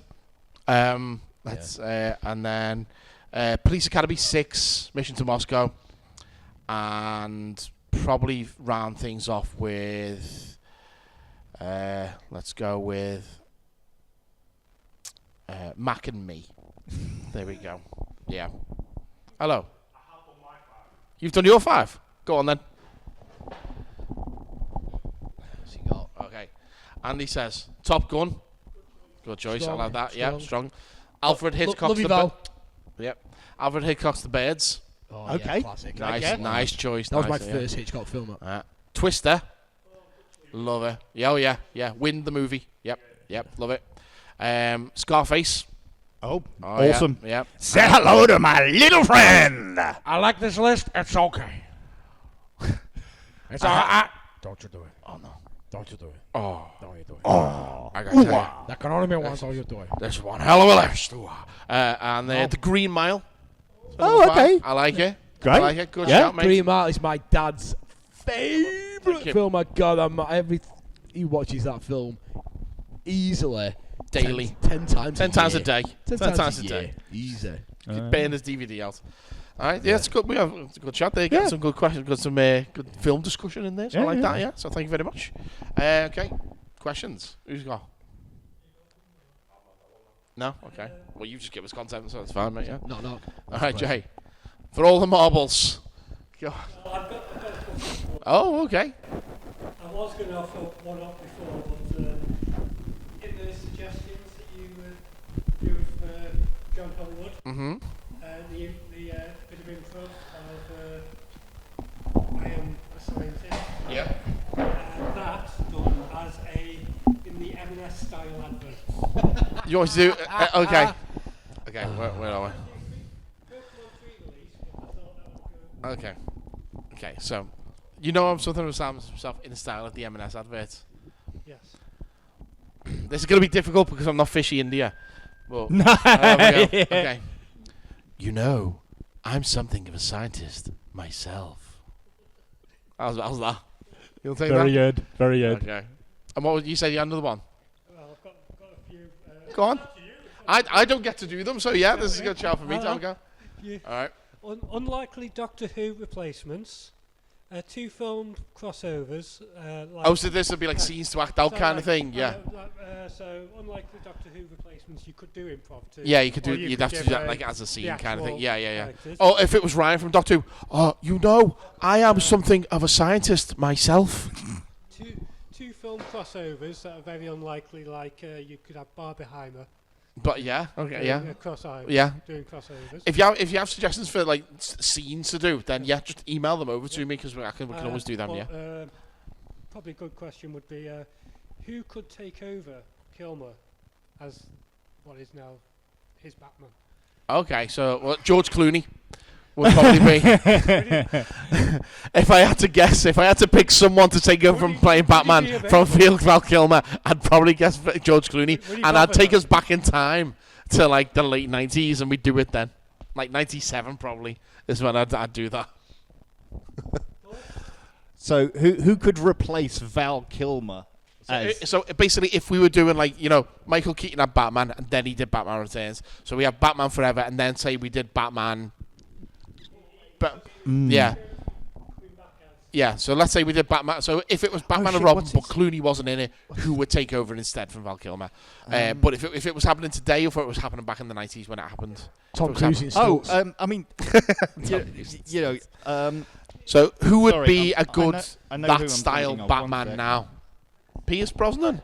He's too old now. You know what? I think they actually asked him. And he didn't want to do it. Wouldn't surprise. He would have been too busy doing Bond and stuff like that at the time. Yeah. Let's see. Do you know who would be a good kind of like facial alike to do it all and to carry on his style of Bruce Wayne? Would be, and I know he's busy at the moment because he's doing Marvel and stuff like that, but Wyatt Russell as Val Kilmer's Batman. I think that would work. Well, let me throw this kind of at the you. facial thing, yeah. Given that he's basically Kurt Russell's son, yeah. Basically, he's taken over Val Kilmer's role in another series. Oh, Glenn Powell. Yeah. Glenn I saw him Powell. on Win 2. Electric Boogaloo. Well, he was good in that. It's going to be. I didn't care for that film. They've dropped the trailer. No, he's too old. We were talking about CinemaCon, and the trailer for The Running Man has appeared at. They were shooting that in of all places. They shot that in Glasgow. Oh right, okay. Sorry. Which the remake. Yeah, they remade The Running Man. It's the guy who did it's Shaun of the Dead. Edgar Wright. Edgar Wright movie. Edgar Wright, when they were shooting up in Glasgow, I kept seeing photos of these weird cars they were using, and it's like, I recognise that street. I know that hill. I've been in that pub. I hope they bring Yeah, Looks like it. Let's just leave that as it is, and just, just running through the streets of Glasgow trying not to get killed. Well, I did tell the story of nearly being arrested in Glasgow, Oh, so yeah. you know. I told that story to someone the other day. It's good. Yeah, it's good. Good shout that, but yeah. Shout out to Glasgow Yeah, CID. so if we were doing a sequel to Batman Forever today, so it's taken them fucking 25 years to get around to actually making a sequel to it, 30 years to making a sequel to it. Who would to play the follow to Val Kilmer? So Yeah, not as I aged say. out. You mean like so? It's like No, Val well, literally, Kilmer's it's just age. that. It's just like imagine Batman. The events of Batman Forever happened yesterday, and then the sequel Oh, picks right, up the next okay. day. Sorry, but we're yeah, 'cause filming I it was like- today. I just wanted to say John Hamm again, but so Was it John Hamm? Oh. Don't know. Don't know about that. Yeah, I have no idea. No, not a clue. Not a clue. Couldn't tell you Yeah, about that one. at this rate, we may not be getting the Batman Part 2. No, yeah, it was announced as The Batman Part 2 as the actual title, and then it's now on the schedule as The Batman Untitled Sequel. Yeah. Whether or not we get another, because that was again, it was a new story that I was thinking about submitting in the story. Robert Pattinson was interviewed about it, basically saying, "Look, when are we getting Batman Part 2?" And he said, by the time we get around to do it, I might be old Batman, so we'll probably end up doing Dark Knight Returns. He's gone. Yeah, Because they he don't doesn't have a script yet. Yeah, they still don't have a script. They don't have a script. Apparently, again, I can't take this to the bank, but the rumor was that Clayface was going to be the villain for the Batman Part 2, and now that Clayface is getting his own movie, they've had to go back to the drawing board and start all the way over with Batman Part 2. Right. So who fucking knows at this point? Yeah. I don't know. Yeah. John Lithgow. John Lithgow as Should Batman. be Batman. Yeah. No, let's go for. I think he's too old as well, but I reckon Alan. John Lithgow was Alfred. Alan Tudyk could do it. Tudyk does fucking everything. Tudyk is in the fucking new Superman trailer I know. as the voice of the robot. I watched that trailer and I literally I text you guys straight away and just went, Alan Tudyk there as robot number 4. Yep. He's everywhere. Yeah. And I'm happy for him. You know. He's fucking great. Yeah. He's a lovely dude. No, Alan Tudyk. It's like turning up to a gig where you're going to do a Disney film and they've paid you and they say, right, you're going to be this chicken called Hey Hey. Yeah. And then they go, do you know what? It'd be really funny if the chicken just, like, didn't do anything. I watched Moana 2. Oh, you poor thing. Right, so... Moana 2 the was... So if you've watched Moana and Alan Tudyk is the guy doing the... he got paid to do that. Yeah. The same money. He's literally like in That's every Alan fucking... Tudyk's voice doing the... He's chicken basically noises. been in every Disney movie for like the last 10 He's years. like, well, I'm here. I might as well do it. You've already paid me. We've got the sequel to Andor. Season 2 of Andor coming Yeah. very shortly in K2S. So He's going to be in that. Yeah. Well, it's saying about Alan Tudyk played. So in Frozen, he plays Duke Wesselton in that, and in Zootopia, he plays a character called Duke Weaselton. In that, who's a weasel. So yeah, he's all over Disney. He literally does fucking. He's the Candy King from fucking Wreck-It Ralph and all that kind of stuff. Yeah, he's everything. He fucking does everything. Yeah, he's basically like their version of what's his face. He's literally in fucking everything because he's a good voice actor. Did you ever see basically his YouTube show, Con Man? No, I didn't get around to that. No. Oh, I mean, I should it's do not at some YouTube, point, but it's funny show. Yeah. Funny show because as much as he's playing a character, everybody else is playing themselves. Well, more or less. I was going to say so I watched Moana 2. Yeah. And when Moana 2 was announced, it was basically they were going to do a Moana TV series. Yeah. But they decided, well, we haven't got enough material here for like 6 episodes, so let's just make it a film instead. And boy, can you fucking tell that it was supposed to be a TV series. Yeah. There's all these magic new side characters turned up. And then they all go off to have a little fucking adventure to go and meet The Rock again. It's literally shit. And then by the end, they just go, oh yeah, you've got superpowers now. Fuck off, superpowers. Yeah. You're welcome. You had enough superpowers when you were Moses, basically, and you could part the fucking sea. You've already got powers, but now you've got cool blue tattoos, rock and roll. You've got you're busy mates with The Rock, and the sea will do your fucking bidding. You don't need superpowers as well. Drown people. I know. You start drowning. Oh, it just winds me the fuck up, and it's just like, oh yeah, and you've got a pig and a chicken as well for some reason. Who accompany you everywhere. Just fucking and now, oh my god, fucking and now. We've got the live action Moana coming out, haven't we? Yeah? We got fucking whoever the girl is playing Moana. You got The Rock coming back fucking playing Maui. Not only have we got that coming out in the next 12 months, fucking Moana 3's happening? Why? I don't know. And it's supposed to be coming out the same year as the fucking live action one. So you'll have Moana live action, Moana 3 cartoon. Everyone's going to be like, hang on, where is Moana 2? You didn't fucking watch it because it was shit. Mike. Don't you fucking midwife robot alien thing from fucking Revenge of the Sith me. To be fair, this is some kind of record that it's taken this long into an episode for you to lose your Well, we'll finish it now anyway, so they can get fucked with the Moana 3s. Yeah, Jay, you're winning a game because, you know, stuff. Oh, you figured one out now? If there was one film Yeah. I don't ever want to see come out, Yeah. what would it be and why? One film I don't ever want to see come out. Can I be the head of DC or Warner Brothers for this? The one of three can be the answer. I was going to say Batgirl. No. If there was one film I don't want to see ever come out, well, yeah, it could be fucking Moana 3 at this point. It could be. I do have an actual answer though. Any fucking live action Disney movie remake, fuck off with them. We don't need them. Hasn't it been proven now? Yes! Especially. They have put Tangled on hold. Sabrina Carpenter was supposed to be playing Rapunzel, and then he went, oh yeah, no one likes Snow White, because it was fucking shit! That's why! Make a good movie, people will go and fucking see it! Fucking, you know, the Lion King remake, that ain't a fucking live action remake, it's CGI, it's not a live action, it's a fucking cartoon, just a different type of cartoon. Yeah, fucking Aladdin, which is basically just more of the same, but no Robin Williams, so it's shit. You've got fucking Beauty and the Beast, which is fucking Hermione rolling around the fucking place for 2 hours doing fuck all, learning that she has one face and it's this. For that, the Beast is fucking shite. And it's just more of the fucking same. The only thing that was good about it is he went, oh, we put her in the red dress and in the Christmas thing, you know, for 5 fucking seconds. And then, what else have we got? We got The Little Mermaid, which was, oh my God, just... It's like the whole third act of The Little Mermaid, the animated movie, is great.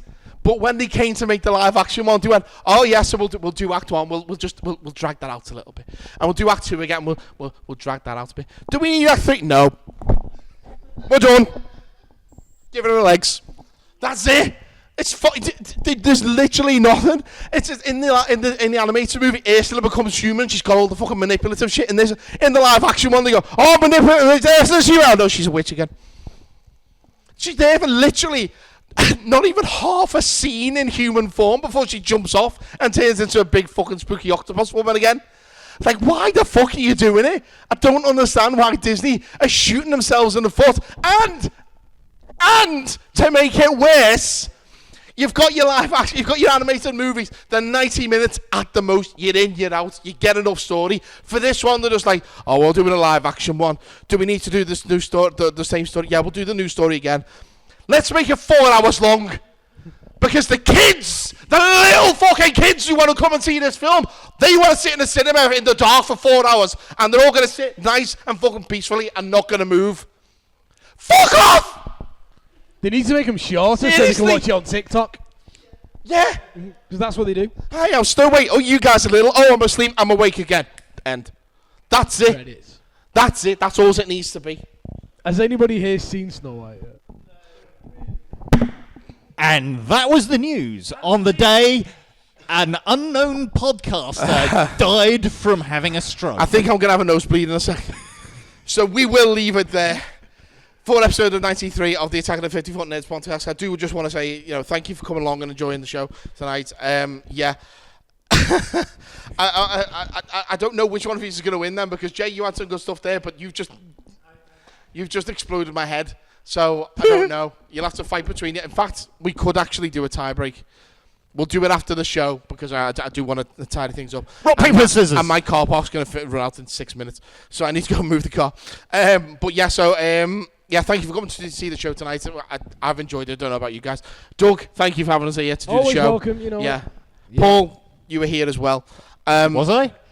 So join us again sure. next month. We will be back once again to do more shenanigans here at Geek Retreat in Warrington. If you do live local to the show, do come along because we do have a laugh. And you get to see me fucking go off on one in person. He's got this vein just there that just go boom, boom, boom, boom. boom, boom, boom, I like know. something out of a Tom and Jerry cartoon. I know. It is, yeah, just, it's not fun to be me when stuff like this happens.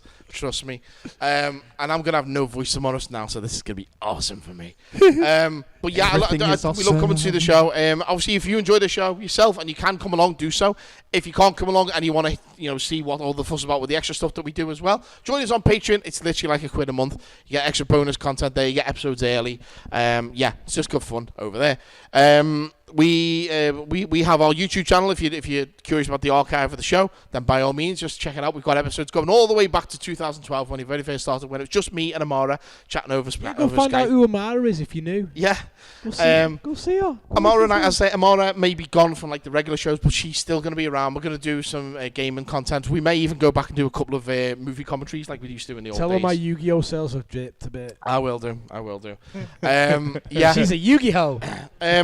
Where are we next? I say we'll be back here every month. I think our next convention appearance is Aintree Con, but that's in July. That's exciting, that. Yeah. So we're gonna have a fun day with that one. We've got a few things coming up on the docket for episodes in the future. I will tell you now that there will be a 50-foot throwdown within the coming months. So that's going to be a fun, interesting one. So look out for that. Yeah, I will be defending my title. Yep. Yeah, we're going to try and get some guests on, aren't we? Yes, we are going to try. Again. Yeah, we've got a couple of guests that we've got lined up. But, yeah, so just keep an eye out on the socials and all that usual stuff that we do. There is actually a competition on at the moment to win a family ticket at Aintree Convention, by the way. So if if there hasn't already been drawn by now, check out our socials because I did share it earlier. But, yeah, that's everything. We've got merch if you want to buy T-shirts and shit like that. It's tinyurl.com/50foot store. That's 50FT store. If you want to email us stuff like Jay, you've got obviously suggestions for the improv scenes that we do. Emails anything to 50footnerds@gmail.com, FIFTYFWOTNERDS@gmail.com. Everything except spam. Everything except spam. Yeah. So that's it then. Until next time, then I've been really pissed off about Moana fucking 3. I've been really worried that he's going to have a heart attack. I've been John Lithgow's greatest fan. And I'm John Hollywood. Ha ha! Until next time, then. They don't know he's in the box. It's on the audio.